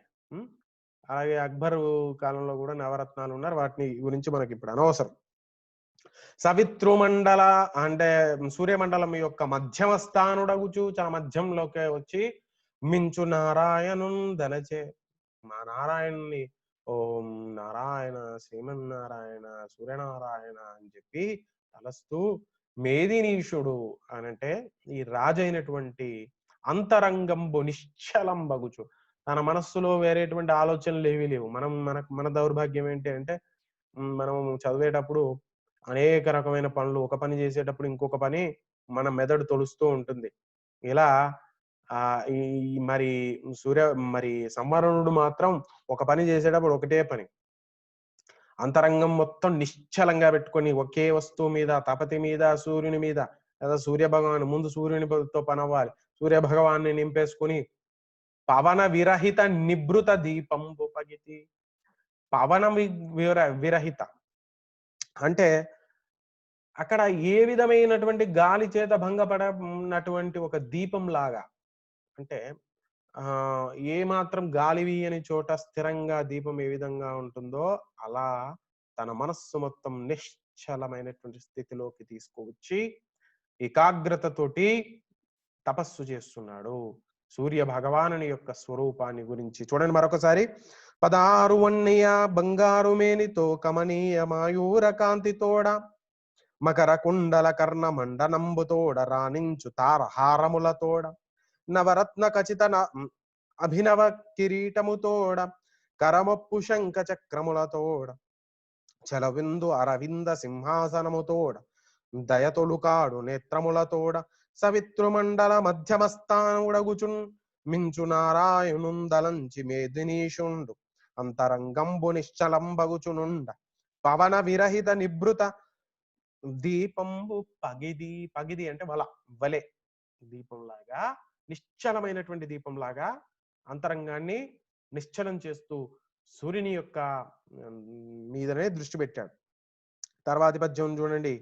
ఆ ఇందు వంశ తిలకుడు, ఆ ఇందు వంశం అంటే చంద్రవంశ తిలకుడు అని చెప్పాను. చంద్రవంశంలో పుట్టినటువంటి ప్రముఖుల పేర్లు అందరితో మీకు ఒక చిట్టా ఇచ్చాను, మళ్ళీ ఒక చిట్టా ఇస్తాను. గాయత్రీ మంత్ర జప వికస్వరము మతితో, గాయత్రీ మంత్ర జపించడం వల్ల పెరిగినటువంటి వివేకంతో, మరి గాయత్రీ మంత్రం యొక్క విశిష్టతను గురించి అనేకమైనటువంటి ఋషులు, అనేకమైనటువంటి మహానుభావులు ఎంతో గాయత్రీ మంత్రం ఓం భూర్భువస్వహ అని ఉంది కదా, దాని గురించి దాని యొక్క గొప్పతనాన్ని మనందరికీ చెప్పారు. ఆ ఇందు వంశ తిలకుడు, చంద్రవంశ తిలకుడు అయినటువంటి సంవరణుడు గాయత్రీ మంత్ర జపం వల్ల పొందినటువంటి వివేక బుద్ధితో పాయక వేరే ఆలోచన లేకుండా ఏకాగ్రతతోటి ఆ రవిమూర్తికి ఆయతమతి, ఆయతమతి అని అంటే తన తన పూర్తి ఏకాగ్రతలతోటి అంగరంగ పూజలు ఆయన చేస్తూ ఉన్నాడు. ఇక్కడ చంద్రవంశంలో పుట్టిన వాళ్ళ పేర్లందరికీ నేను కొంతవరకు ఇవ్వడం జరిగింది. చంద్రుడు, యయాతి, లేకపోతే భరతుడు, దుష్యంతుడు, సంవరణుడు, హస్తి, కురువు, శంతనుడు, వీళ్ళందరూ కూడా చంద్రవంశంలో పుట్టినటువంటి వాళ్ళు. చంద్రవంశం, సూర్యవంశం గురించి చెప్తాం. ఇక్కడ గాయత్రి, తల్లిని మించిన దైవం లేదు, గాయత్రిని మించిన మంత్రం లేదు. మరి గాయత్రి ఋగ్వేదంలో మొట్టమొదటిసారి చెప్పింది గాయత్రా ఇతి యతి అనేటువంటి పేరు చెప్పారు. త్రాయతి అంటే రక్షించబడేది, ప్రాణులను రక్షించే మంత్రం ఇది గాయత్రి మంత్రం అని చెప్పి ఒక్కొక్క గాయత్రి మంత్రాక్షరాన్ని చేర్చి 24 అక్షరాలతో శ్రీమద్ రామాయణాన్ని రచించారని చెప్పి అంటారు. ఓం భూర్భువస్వః తత్సత్వితుర్వరేణ్యం భర్గో దేవస్య ధీమహి ధియో యో నః ప్రచోదయాత్. ఈ 24 అక్షరాలు కూడా 24 దేవతలకు మూలాధారమైనటువంటి మూర్తులకు ఈ సంబంధించినవి అని, కీర్తిని, దివ్య తేజస్సును, సకల సంపదలను, సకల శుభాలను మీ అందరికీ అందజేసి చేసేది ఈ యొక్క గాయత్రి మంత్రము. గాయత్రి మంత్రం చదవడం వల్ల వచ్చినటువంటి వివేకం చేత అతడు తపస్సు చేయడం ప్రారంభించాడు అని చెప్పి ఒక్కొక్క పదానికి అర్థం ఏంటి అని చెప్పేసి దీంట్లో ఇవ్వడం జరిగింది. ఇంకా అది ఇప్పుడు మనం చెప్పుకోవడం. దాని గురించి గాయత్రి అంటే బ్రహ్మనే, గాయత్రి అంటే ఇంకోటి ఏదేమి కాదు, సమస్త పాపాలను తొలగించేది అని యాజ్ఞవల్కుడు అన్నట్టుగా ఇలా ఒక్కొక్కరు దయానంద మహర్షి ఎవరెవరు ఏమన్నారు అని కూడా బాలగంగాధర తిలక్ గాయత్రి మంత్రం జీవాత్మకు ప్రకాశాన్ని ఇస్తుంది అని బాలగంగాధర తిలక్ అని చెప్పడం జరిగింది. రామకృష్ణ పరమహంస గాయత్రి జపం వలన గొప్ప శక్తి లభిస్తుంది అని చెప్పాడు. వివేకానందుడు సద్బుద్ధినిచ్చు గొప్ప మంత్రం ఇది అని చెప్పి, సర్వేపల్లి రాధాకృష్ణ కూడా అందరూ చేయదగినటువంటి సార్వభౌమికమైనటువంటి ప్రార్థన ఇది అని చెప్పి సర్వేపల్లి రాధాకృష్ణ, హంస మహారాజ్ మహాత్మా గాంధీ లాంటి వ్యక్తులు కూడా దీన్ని పొగడ్డం జరిగింది. ఇంకా ఏం చేస్తున్నాడు? ఆవాహనమునర్చ నరుణకు అరుణకున్ ఆవాహనమునర్చన్ అరుణకు అరుణుడు అనేటువంటి, ఇక్కడ ఈ పద్యంలో ఈ ఆవాహనమునర్చ అనే పద్యం చాలా కీలకమైనటువంటి పద్యం. దీంట్లో భారతీయ సాంప్రదాయాల్లో వచ్చినటువంటి షోడశోపచారాలు అంటే 16 రకాల ఉపచారాలు, దేవుని పూజలో మనం 16 రకాల ఉపచారాలు చేస్తాం. దేవుణ్ణి రమ్మని పిలిచడం దగ్గర నుంచి ఆయనకు మర్యాదలు చేయడం అనేవన్నీ కూడా దేవుడే కాదు, దేవుని రూపంలో వచ్చేటువంటి అతిథులు, అతిథి రూపంలో వచ్చేటువంటి దేవుళ్ళు, వీళ్ళందరికీ కూడా మనం షోడశోపచారాలు చేయాలి. అతిథి దేవో భవ అన్నాం కాబట్టి మన ఇంటికి వచ్చిన వాడికి కూడా ఇలాంటి ఉపచారాలు చేయాలి, సేవలు మనం చేయాలి. మనం అలాంటి సేవలను గురించి ఈ సీసపద్యంలో చెప్పడం జరిగింది. అలాగే సూర్యుని గురించినటువంటి అనేకమైనటువంటి పేర్లు, పర్యాయ పదాలు దీంట్లో ఇవ్వడం జరిగింది. మీ పద్యాన్ని చాలా కీలకమైన పద్యం. సీసపద్యంలో పెద్ద విషయం ఎప్పుడైనా చెప్పాల్సి వచ్చినా మనకు అది సీసపద్యంలో చెప్తూ ఉంటారు కవులు. సీసపద్యం అయితే చాలా అనువుగా ఉంటుంది పెద్ద విషయాల్ని చెప్పటానికి అన్నట్టుగా. ఈ షోడశోపచారాలు ఏంటివి అనేది ఇక్కడ చెప్పారు. ఆవాహనం, ఆసనం, పాద్యం, అర్ఘ్యం, ఆచమనీయం, స్నానం, వస్త్రం, యజ్ఞోపవేతం, గంధం, పుష్పము లేదా అక్షతలు, ధూపం, దీపం, నైవేద్యం, తాంబూలం, నమస్కారం, ప్రదక్షిణం అనేటువంటివి ఈ 16ను కూడా షోడశోపచారాలు అని చెప్పి అంటాం. ఈ ఏమని చెప్తున్నాడు? ఆవాహనమునర్చె అరుణకున్ ఆసనం బిచ్చ హేలికిన్. ఆసనం ఇచ్చాడు హేలికిన్, సూర్యునికి కూర్చోమని చెప్పాడు. అంటే అంటే ఆవాహనం చేయడం అంటే కూర్చోమంటే ఆయన ఆయన ఊహిస్తున్నాడు అలా కూర్చోమని చెప్పినట్టుగా. పాద్యమిడే రవికిన్, కాలు కడుక్కునేటందుకు నీళ్ళు ఇచ్చాడు రవికిన్, లోకం చేత స్తుతించబడినటువంటి ఆ యొక్క సూర్యునికి. తరణికిన్ అర్ఘ్యములిచ్చే, చేతులు కడిగినేటందుకు నీళ్ళు ఇచ్చాడు. తపనునకున్ అంటే సూర్యునికి వసగే ఆచమనీయం, నీళ్లు తాగేటందుకు, గొంతు తడుపుకునేటందుకు నీళ్ళు ఇచ్చాడు. ఆదిత్యునికి జలకమార్చే, స్నానికి స్నానం చేయించాడు. పటవంతుం చేసే, పటం అంటే పట్టు వస్త్రాలు లేదా వస్త్రం ఇచ్చాడు. రుక్పతికిన్ కిరణాల పతి అయినటువంటి సూర్యునికి. అర్కునకున్ సూర్యునకున్ ఉపనీతము, యజ్ఞోపవీతాన్ని ఇచ్చాడు. అర్కునకున్ ఉపనీతిన్ గావించే జుమనికిన్, జుమనికి ఆ దినమునకున్ మణి అయినటువంటి వానికి గంధము పూయడం జరిగింది. పూషునకున్ అక్షతలిడే, అక్షతలు పుష్పములు అక్షతాలు వేశాడు. పువ్వుల పూజించెన్ భానునికిన్ సూర్యునికి.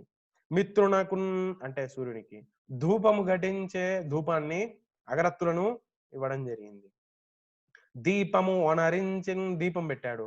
మందేహ తాపసునకున్, దేహ తాపసునకి సూర్యునికి కలిత నైవేద్యం అర్పించే, మంచిగా ఉండినటువంటి తగినటువంటి నైవేద్యాలను ఇచ్చాడు. గగనమణికిన్, గగనానికి మణిలా విరిగిపోతున్నటువంటి వానికి సూర్యునికి.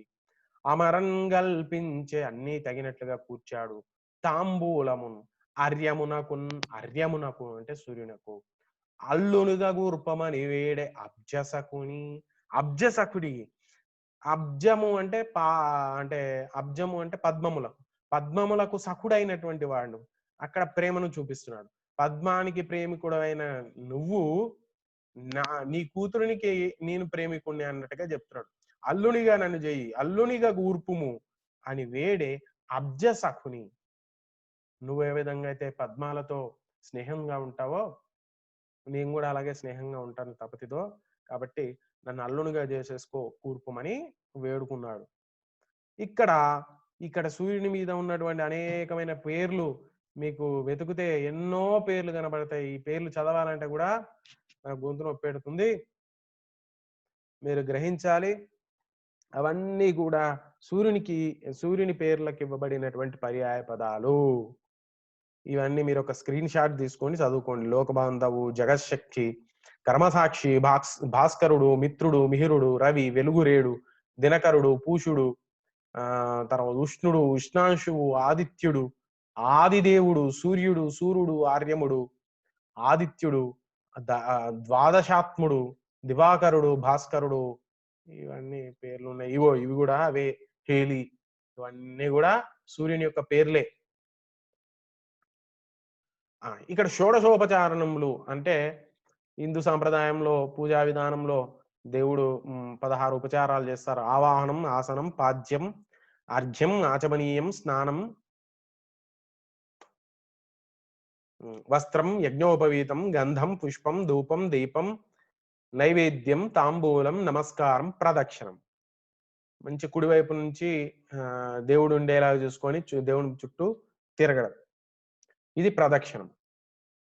ఇలా 16 రకాల ఉపచారాలు చేసి, ఇగో ఇవి మళ్ళీ ఆయన పేర్లే, చేసిన తర్వాత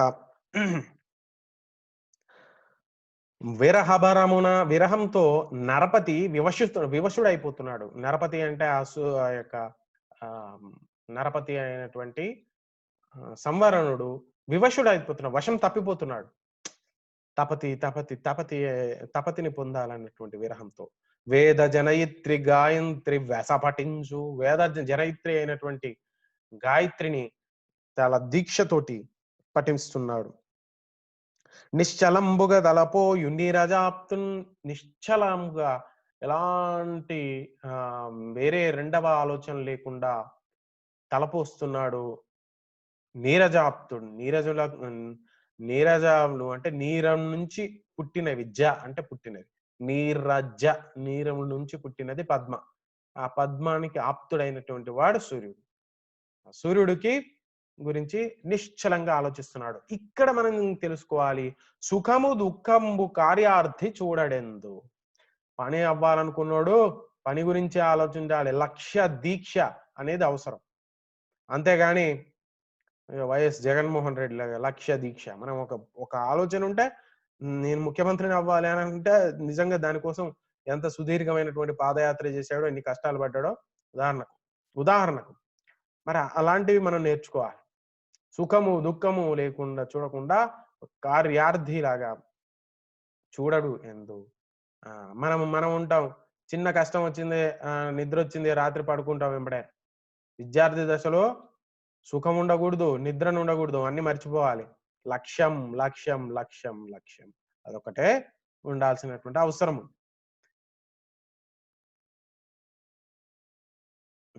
అప్పుడు మనకు ఒకటి గుర్తుకొస్తుంది.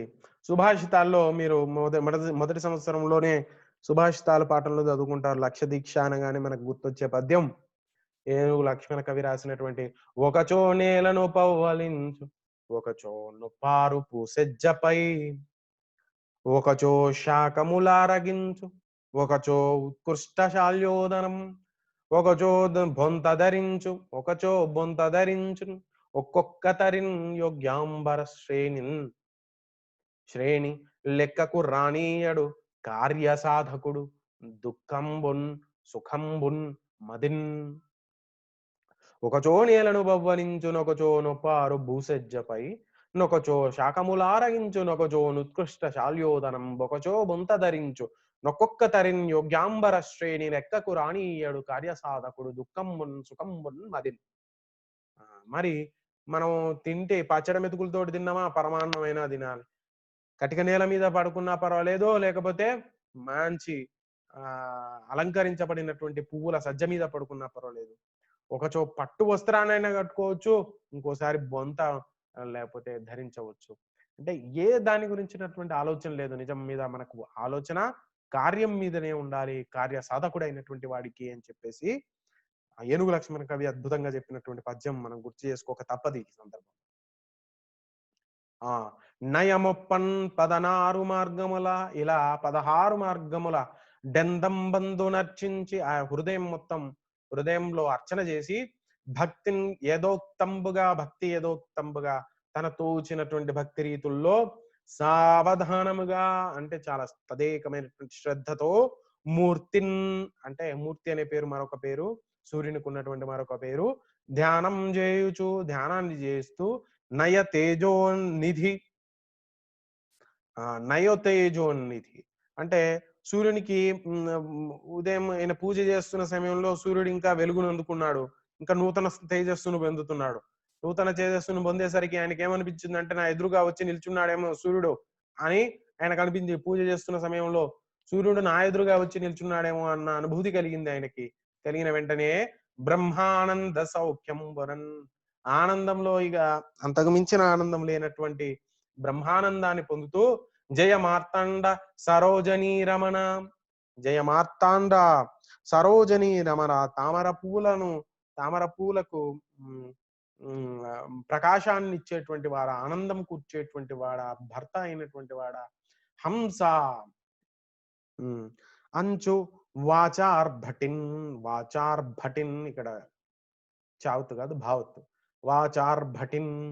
ఆ వాచముల అంటే మాటల యొక్క గొప్ప గొప్ప మాటలతోటి జయ మార్తాండ సరోజినీ రమణ హంస అని చెప్పి అదన్నీ గొప్ప గొప్ప మాటలతోటి పొగుడుతూ ఉన్నాడు. షోడశోపచారాలు మనం చెప్పాం ఇందాక. ఇక్కడ తోటక వృత్తంలో వెండియు ఇట్లా స్తుతించే. ఇక్కడ మీకు తోటక వృత్తం అనగానే మనకు గుర్తుకు రావాలి వెంకటేశ్వర సుప్రభాతంలో వెంకటేశ్వర స్తోత్రం అనే ఒకటి ఉంటుంది. వెంకటేశ్వర సుప్రభాతం, కౌసల్య సుప్రజ అది అది కాకుండా వెంకటేశ్వర స్తోత్రంలో కమలాకు చచూచు కకుంకుమతో నియతారునితాతుల నీలతనో కమలాయతలోచన లోకపతే విజయీ భవ వెంకట శైలపతే. ఇది శ్రీ వెంకటేశ్వర స్తోత్రం.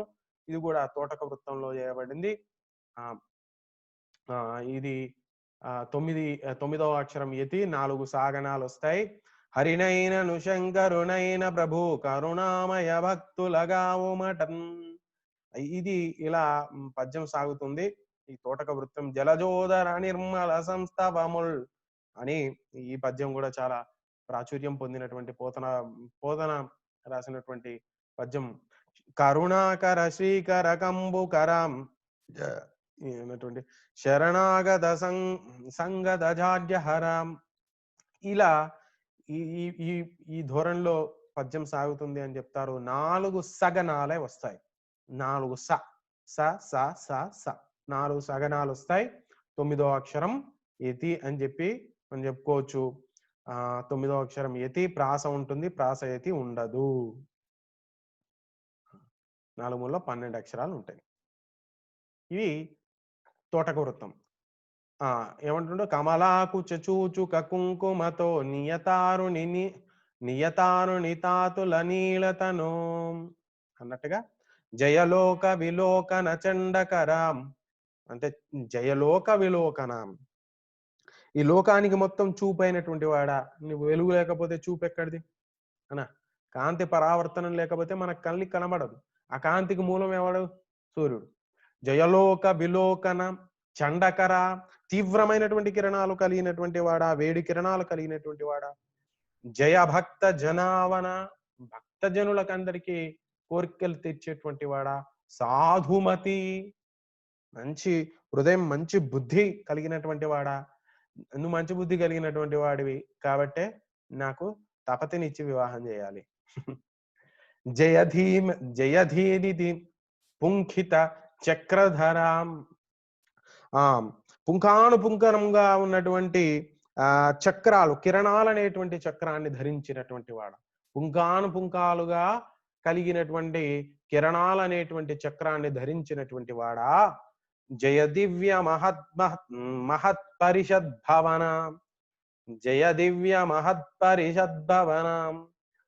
జయ దివ్య మహత్ అనేటువంటి పరిషత్ భవనం, మంచి వెలుగులైనటువంటి వెలుగుల భవనము కలిగినటువంటి వాడా, పరిషత్తు కలిగినటువంటి వాడా అని చెప్పి తోటక వృత్తంలో మంచి ప్రశంస సూర్యుని యొక్క పొగడత చేశాడు. మనం తోటక వృత్తం 4 సగనాలు 9 అక్షరాలు. ఇది గుర్తుపెట్టుకోండి. 9వ అక్షరం యతి, 12 అక్షరాలు ఉంటాయి. ఇక్కడ మేము కొన్ని ఉదాహరణలు ఇచ్చాను, ఇంకా కొన్ని ఉదాహరణలు ఉన్నాయి కానీ అవి మీకు ఇంకా సమయాభావం అయిపోతుంది. దాని తర్వాత విశేష వృత్తాలు వచ్చాయి. అందాక తోటకం చూసాం, ఇప్పుడు తరళం చూసాం, తర్వాత పంచచామరం చూస్తాం. 3 విశేషమైనటువంటి వృత్తాలు. అవి తరచుగా మనము కావ్యాల్లో మనకు కనబడవు. ఇవి అరుదుగా వాడబడేటువంటి వృత్తాలు. ఈ వృత్తాలు అంటేనే అర్థమైంది ఛందస్సు. ఛందస్సు అంటేనే ఒక లయ, ఒక పాడుకునే విధానం. వీటి ద్వారా ఒక ప్రత్యేకమైనటువంటి పాటలు పాడుకునేటువంటి విధానం మనకు కనబడుతుంది. దినమణి రమణీయ విగ్రహ దీప్త కుండెల గ్రహం. మనకు పాత పద్యం యొక్క ప్రభావం దీని మీద పడుతుంది. దినమణి రమణీయ విగ్రహ దీప్త కుండలిత గ్రహ అంటే వెలుగుతున్నటువంటి ఇంకో గ్రహగోళమైనటువంటి వాడా, నీ చుట్టూ ఇంకా 8 గోళాలు కూడా తిరుగుతూ ఉన్నటువంటి వాడా, దినమణి, దినమునకు మణి అయినటువంటి వాడా, రమణీయమైనటువంటి వెలుగుతున్నటువంటి విగ్రహముల వాడా, కనకభూధర యామికోత్తమ. కనకభూధరం అంటే మేరు పర్వతం, కనకము అంటే బంగారు, బంగారు పర్వతం అంటే మేరు పర్వతం. యామికోత్తమ దాన్ని సంరక్షించుటలో లేదా పరిరక్షించుటలో, రాత్రిపూట కావలి కాయడంలో, దాన్ని అటు ఇటు వెళ్తూ చూస్తూ ఉండేటువంటి వాడా, అంటే మాటి మాటికి మేరు పర్వతాన్ని అటు ఇటు దాటుతున్నటువంటి వాడా, కంజపుంజ సుహృత్తమాం. కంజపుంజములు అనంటే పద్మాల కంజము అంటే పద్మాల యొక్క పుంజానికి, సమూహానికి సుహృత్తమ మిత్రుడైనటువంటి వాడా, సనక ముఖ్య మునీంద్ర పూజిత. సనక సనందాదులు అని అంటాం. సనక అనేటువంటి ముఖ్యులైనటువంటి మునీంద్రుల చేత పూజ పొందేటువంటి వాడా, సప్తవాహ 7 గుర్రాల చేత వెలిగేటువంటి వాడా, విరాజిత అంటే వెలుగుతున్నటువంటి వాడా, వనజని విధుర వ్యపోహన. వనజని ఏనంటే పద్మాలు, పద్మాల యొక్క విరహాన్ని పోగొట్టేవాడా, విధురము అంటే విరహము, వ్యపోహన అంటే తొలగించేటువంటి వాడా, ద్వాదశాంగన అంటే 12 రూపాల్లో మెరిసేటువంటి వాడా, 12 నెలల్లో 12 రూపాల్లో ద్వాదశ రూపుడుగా సూర్యుడు వెలుగుతాడు అని చెప్పి అని అంటాడు.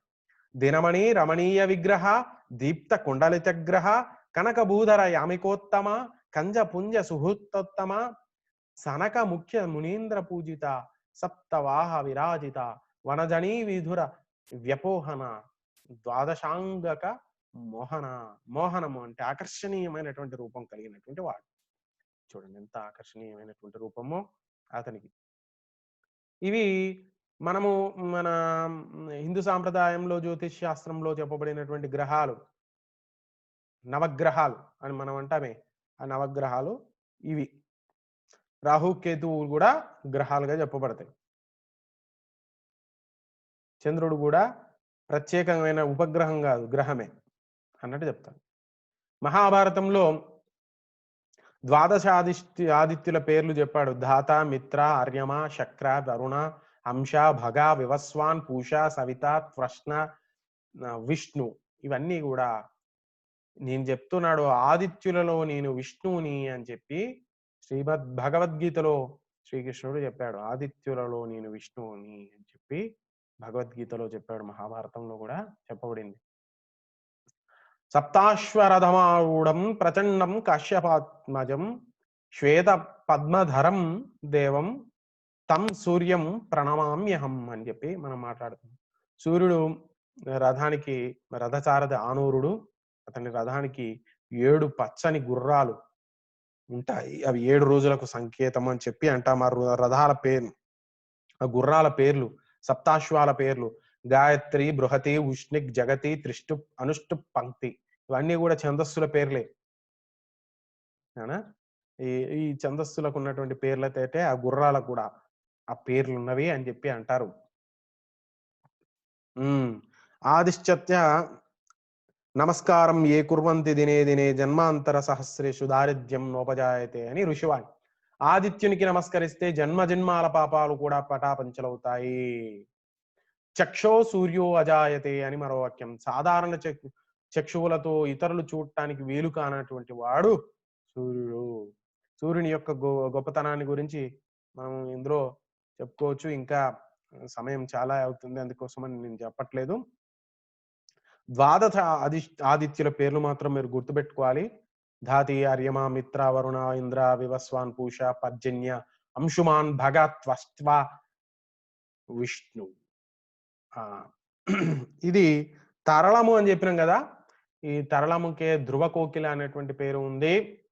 ఇది 19 అక్షరాలు 26 మాత్రలు తోటి ఉన్నటువంటిది. నభరస జజగ, నభరస జజగ గుర్తుపెట్టుకోండి. ఏ గణాలు వస్తాయి? నభరస జజగ. ఇగో ఇక్కడ నభరస జజగ అనేటువంటి గణాలు వస్తాయి. దీంట్లో 12వ అక్షరం యతి. ఇక జ్యోతిష్ సాంప్రదాయం ప్రకారం ఇంకా దాని గురించి ఎన్నో వివరణలు ఉన్నాయి. ఒక్కొక్క మాసంలో ఒక్కొక్క పరిజనులు, అప్సరస, రాక్షసుడు, నాగువు, యక్షుడు, ఋషి, గంధర్వులు ఈ 6 పరిజనులు ఆదిత్యుని వెంట ప్రయాణం చేస్తూ ఉంటారని చెప్తాం. నెల నెలకు వారి డ్యూటీలు మారుతూ ఉంటాయి. ఒక్కొక్క నెలలో ఒక్కొక్క 6 పరిజనులు మారుతూ ఉంటారు. అప్సరసల్లోంచి ఒకరు, రాక్షసుల్లోంచి ఒకరు, నాగుల్లోంచి ఒకరు, యక్షుకుల్లోంచి ఒకరు, ఋషుల్లోంచి ఒకరు, గంధర్వుల్లోంచి ఒకరు వచ్చి ఆదిత్యుని వెంట ప్రయాణం చేస్తూ ఉంటారు అని చెప్పి చెప్తూ ఉంటారు. వారి పేర్లు, వారి వివరాలు కూడా నేను మీకు దీంట్లో ఇచ్చాను.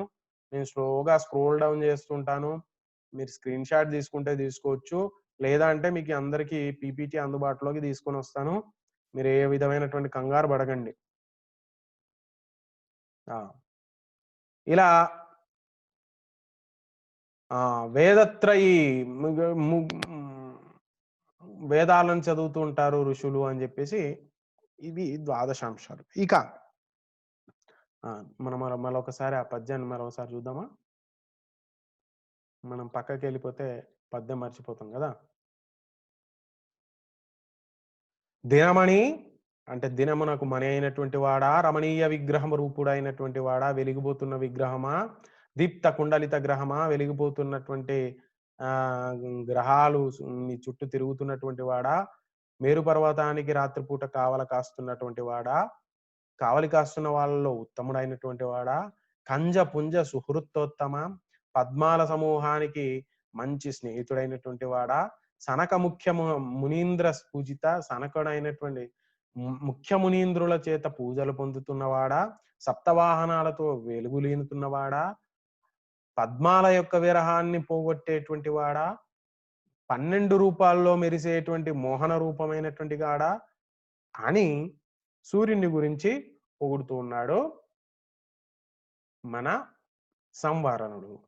ఇది తరళము అనేటువంటి వృత్తం అని మనం చెప్పాం. ఇక ఆ తర్వాత పంచచామర వృత్తం గురించి దీన్ని కూడా మరి పద్యము ఏ ఛందస్సులో రాయాలి? ఛందస్సు అంటే మంచి లయ సాధించడం కోసం. విషయం ఏంటిది? విషయంకి తగ్గట్టుగా ఇప్పుడు అంతే కదా! సెంటిమెంట్ పాటకు ఎటువంటి సంగీతాన్ని ఉంచాలి? కరుణ రసాత్మకమైనటువంటి పాటకు ఎటువంటి సంగీతం ఉండాలో అటువంటి సంగీతమే ఉండాలి. ఛందస్సు అంటే సంగీతమే. విషయానికి తగ్గట్టు ఛందస్సు మారాలి. విషయానికి తగ్గట్టు కవిత్వ అంశంకు తగ్గట్టుగా ఛందస్సు మారాల్సినటువంటి అవసరం ఉంది. ఇక్కడ పంచచామరం అనేటువంటి ఛందస్సులో చెప్పారు. మరి పంచచామరం అంటే ఏంటో మనం ఒకసారి చూడండి. జరేజవ అని ఇదొక మంచి ఉదాహరణ పంచచామరానికి. అలాగే పంచచామరంలో పదవ అక్షరం యతి, ప్రాస యతి ఉండదు. ప్రాస ఉంటుంది. దీంట్లో ఆహ్, జర జర జగ, జర జర జగ అనేటువంటి గణాలొస్తాయి. ప్రతి పాదంలో 4 గణాలుంటాయి. 4 పాదాలుంటాయి. ప్రతి పాదంలోనూ జర జర జగ, జర జర జగ అనేటువంటి గణాలొస్తాయి. పదవ అక్షరం యతి, ప్రాస ఉంటుంది. ప్రాస యతి చెల్లదు. ఇది. దీంట్లో ఏం చెప్తున్నాడు? దీన్ని మంచిగా అనంత సప్త సంఖ్య సాగరాంతరాత్త భూమి లంఘనాతి జాంగికత్వలాంగ్ లాలసత్ గరిద్ధరిత్ తరిత్తుంగమాం అని ఇట్లా పాడాలంటారు. నాకు గొంతు సహకరించట్లేదు. నాకు సత్తువ లేదు గాని అనంత సప్త సంఖ్య సాగరాత్తరాత్త అనంత సప్త సంఖ్య అనేటువంటి అనంతమైనటువంటి పరిధి కలిగినటువంటి సప్త సాగరాల చేత నిండినటువంటి భూమిని కూడా లంఘనాతి జాంగికత్వ లాలసద్ గరిత్ ధరిత్ హరిత్ తురంగమ. చూడండి, అనంత సప్త సాగరాలతో చుట్టబడినటువంటి భూమిని కూడా ఎప్పుడెప్పుడు దాటిపోవాలి అనేటువంటి ఉత్సాహం కలిగినటువంటి మంచి పిక్కబలం కలిగినటువంటి గుర్రాలతో ఆకుపచ్చని గుర్రాలు పూంచబడినటువంటి రథం కలిగినటువంటి వాడా, ఘన ప్రతాప నిశ్చయ ప్రగల్భ కుంభి లుంఠన క్రతు ప్రశస్త కర్మట ప్రభావ కేసరి. ఆ గుర్రాలు కావరా నాయన. ఎటువంటి గుర్రాలు అవి? ఏకంగా సింహబలం కలిగినటువంటివి. ఎలాంటి సింహం ఎక్కడ ఎలా వేట చేస్తుంది అంటే ఏనుగు యొక్క కుంభస్థలం అంటే తల మీద ఉండేటువంటి మెత్తటి మాంసం ఆ కుంభస్థలంలోనే దొరుకుతుంది. అలాంటి మెత్తటి మాంసమే తినాలని అనుకుంటదంట. అది కొడితే ఏనుగు కుంభస్థలాన్ని కొట్టాలి కానీ తోకనో ఈకనో లేకపోతే కాలునో పట్టుకొని వేలాడదు. అది ఏకంగా తిరిగి తిరిగి తిరిగి తిరిగి తన లక్ష్యం ఏంటంటే ఏనుగు యొక్క కుంభస్థలాన్ని కొట్టాలి అన్నటువంటి బలం కలిగినటువంటి తదేక దీక్ష కలిగినటువంటి కర్మట అంటే తదేక దీక్ష. కర్మటం అంటే పని చేసే పనిలో మొక్కవోనటువంటి దీక్ష కలిగినటువంటి ప్రభావవంతమైనటువంటి శక్తివంతమైనటువంటి కేసరి. కేసరి అంటే సింహం. అలాంటి సింహం లాంటి గుర్రాలు. ఆ గుర్రాలు ఏంటి?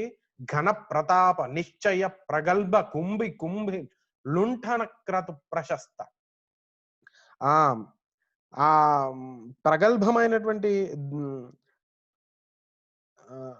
ఆ పని, ఆ యొక్క పనిలో ఏ యొక్క పని ఘన ప్రతాపమైనటువంటి తన పనిలో నిశ్చయమైనటువంటి గెలుపు నిశ్చయం అన్నట్టుగా ప్రగల్భం కలిగినటువంటి పనిలో ఆ ఏనుగు యొక్క కుంభస్థలాన్ని లో ఉండేటువంటి మాంసాన్ని తినడంలో ఆ యొక్క దీక్షలో ఎటువంటి ప్రభావం చూపించేటువంటి సింహముల యొక్క శక్తితో సమానమైనటువంటి శక్తి కలిగినటువంటి హరితురంగాలు, పచ్చని ఆకుపచ్చ గుర్రాలు. ఇవి ఆకుపచ్చ గుర్రాలు అటువంటి తురంగాలంటే మరి వాటికి ఎప్పుడు అలుపు సొలుపు లేదో 24 గంటలు పరిగెత్తుతూనే ఉండాలి. అవి 24 గంటలు కూడా పరిగెత్తుతూనే ఉండాలి అని చెప్పి అటువంటి గుర్రాలు అన్నమాట అవి. అంత శక్తిమైనటువంటి గుర్రం. అలాగే ఆ గుర్రం లాగానే ఈ పంచచామరం కూడా అలాగే ఉంటుంది. అనంత సప్త సంఖ్య సాగరాంతరాత్త భూమి లంఘనాతి జాంఘికత్వలాల సద్గరిత్ హరితురంగమాం ఘన ప్రభావ నిశ్చయ ప్రబల్భ కుంభి కుంభ లుంఠన క్రతు ప్రశస్త కర్మఠ ప్రభావ కేసరి అని చెప్పి దీని గురించి వర్ణన ఇస్తున్నాడు. ఆ 7 గుర్రాల పేర్లు ఇవి. అలాగే సప్త సముద్రాలు ఏవి అని చెప్పారు. ఆ లవణ సముద్రం, ఇక్షు సముద్రం, సురా సముద్రం, ఘృత సముద్రం, దధి సముద్రం, క్షీర సముద్రం, శుద్ధోదక సముద్రం అని 7 సముద్రాలట. వాటిని సప్త సముద్రాలంట. ఈ సప్త సముద్రాలతో నిండినటువంటి భూమిని ఎప్పుడెప్పుడు దాటిపోవాలి అన్నటువంటి వేగంతో పిక్కబలం చూపే మంచి గుర్రాలు కలిగినటువంటి హరితురంగాలను కలిగినటువంటి పచ్చని ఆకుపచ్చని గుర్రాలు కలిగినటువంటి వాడా అని చెప్పి జర జర జగ అనేటువంటి గణాలు 10వ అక్షరం యతి కలిగినటువంటి నిరంతరం భక్తితోడ నిర్మలాత్ములౌచున పరాత్పరం సదాశివున్ కృపాలు చంద్రశేఖరున్ హరాయటంచు గోల్చు వారలద్భుతంబుగానికన్ పురాకృతాఘ ముక్తులౌచు పూజ్యులౌ దురెళ్ళడన్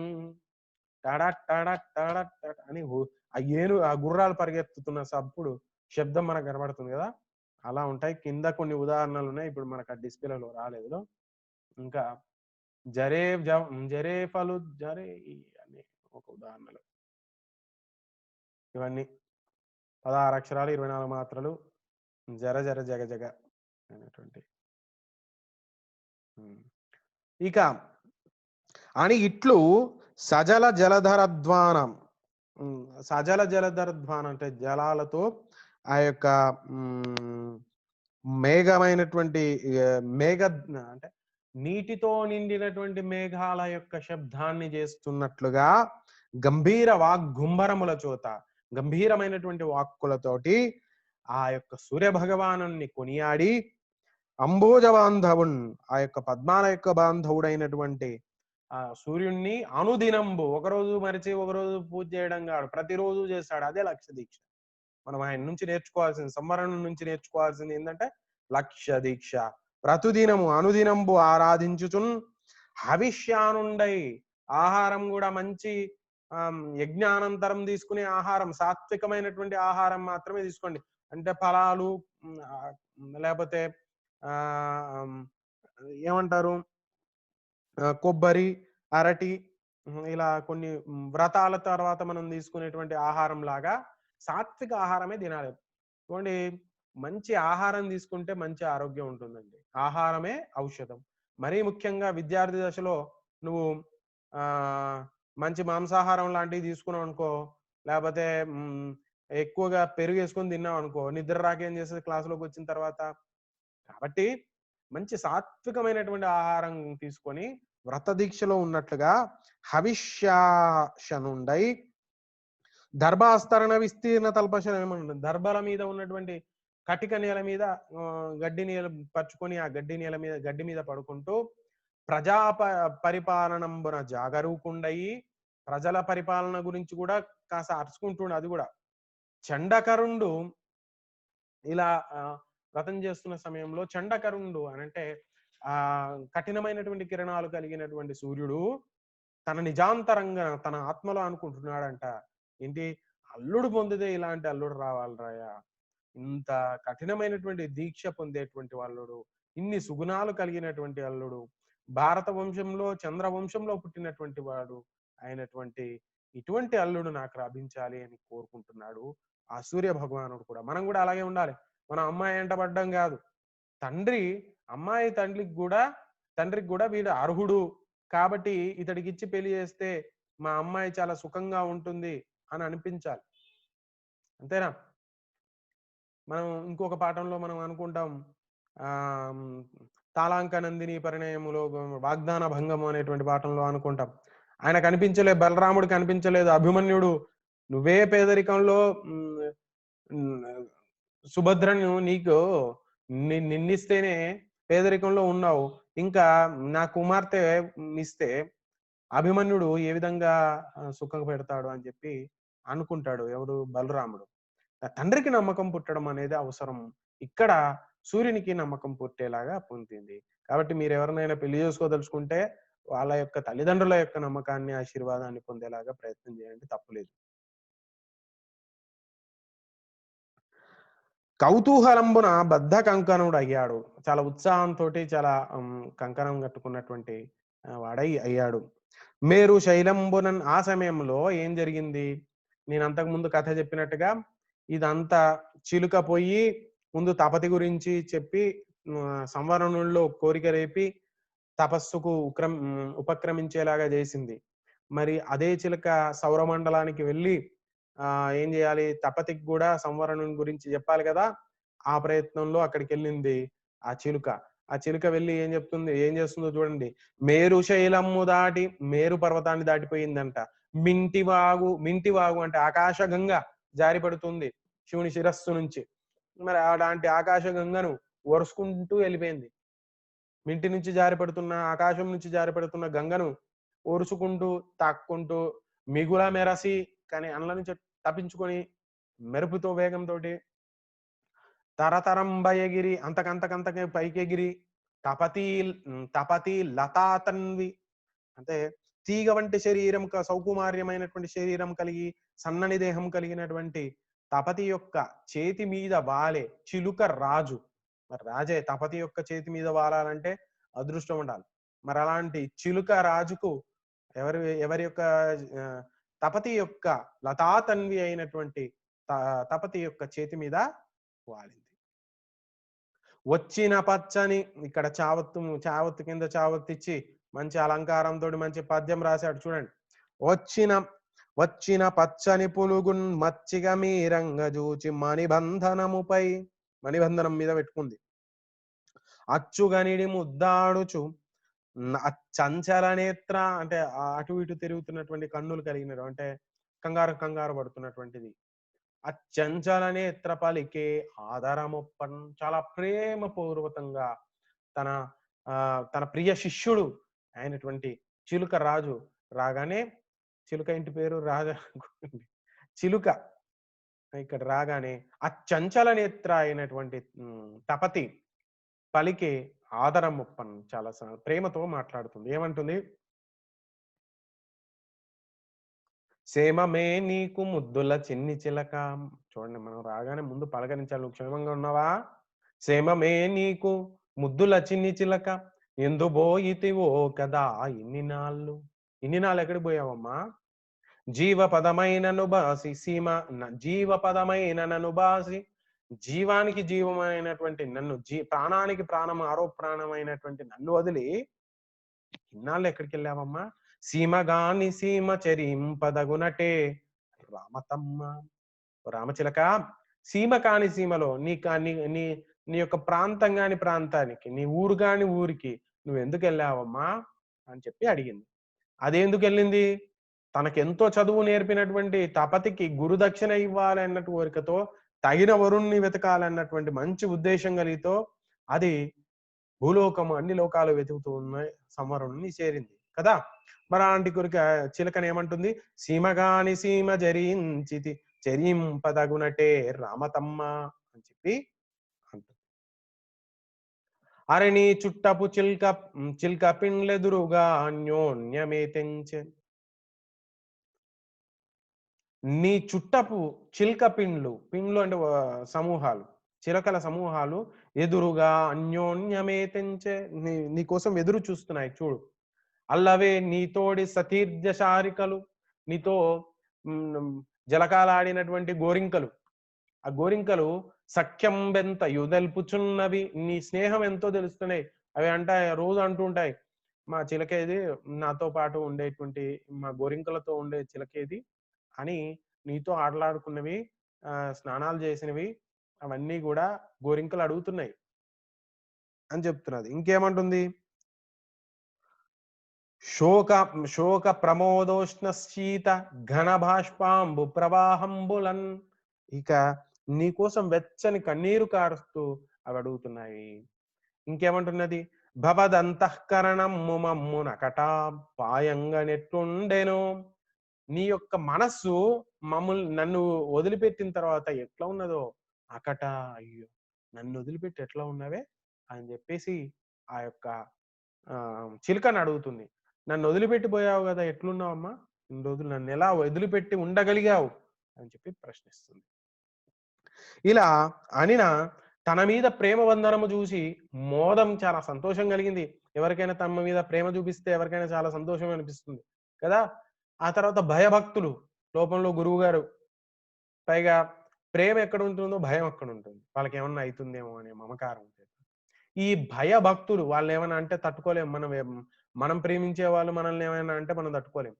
అందుకోసమని భయభక్తులు ఆత్మలో కుమ్మరించగా వందన ఆలింగములతోటి, వందనం చేసింది, ఆలింగనం చేసుకుంది, నమస్కారం పెట్టేసి పాదాలకు నమస్కారం చేసి చిన్న ఆలింగనం కౌగిలింత చేసి వార్చి కూర్చి మంచిగా చేతులు కాళ్ళు కడుక్కొని ఇక్కడ శానిటైజేషన్ చేసింది అనమాట. చేసిన తర్వాత ఏం చేస్తుంది?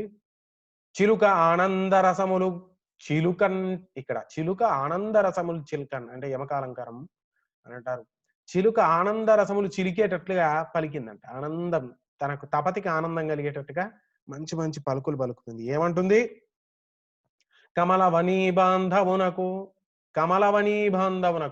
పద్మాల వనానికి బాంధవుడైనటువంటి సూర్యునికి అమరావతిలో, ఈ యొక్క స్వర్గంలో తగిన అల్లుడు లేకపోవడం వల్ల క్రమమున ఒక పద్ధతి ప్రకారం నేను వెతుక్కుంటూ వెళ్తే ధరణీతనముల భూమండలములో నెమకంగా ఒకానొక చోట దొరకకుండునే అనుబుద్ధిన్. ఏదా నాకు ఈ స్వర్గంలో మీ నాన్నకు తగిన అల్లుడు ఈ స్వర్గంలో ఎక్కడ కనబడలేదు, మీ నాన్నకు అంటలేదు. కమలవనాలకు బాంధవుడైనటువంటి ఆ సూర్యునికి తగిన అల్లుడు అమరావతిలో ఎక్కడా నాకు కనబడలేదు, కనుక అతని కోసం నిన్ను వెతుక్కుంటూ వెళ్ళాను అని చెప్పేసి భూమండలానికి వెళ్ళాను అని, ఎక్కడికి వెళ్ళానో తన యొక్క స్థితిని తెలిపింది. ఇది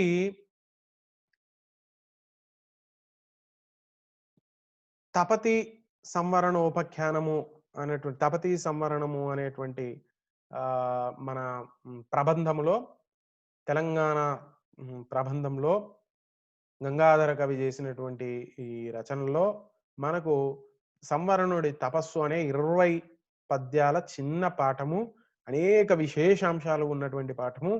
మీరు శ్రద్ధగా ఉండాలని ఇంత పెద్ద వీడియో రికార్డ్ చేశాను. మీరు వినండి. మీకు సందేహాలు అనిపిస్తే మరొకసారి వినండి. విశ్వవిద్యాలయం అనేటువంటి యూట్యూబ్ ఛానల్ ద్వారా మీరు యూట్యూబ్ ఛానల్ని లైక్ చేసి, సబ్స్క్రైబ్ చేసి మరెన్నో వీడియోలు పొందాల్సిందిగా కోరుతూ ఉన్నాను. అందరికీ ధన్యవాదాలు.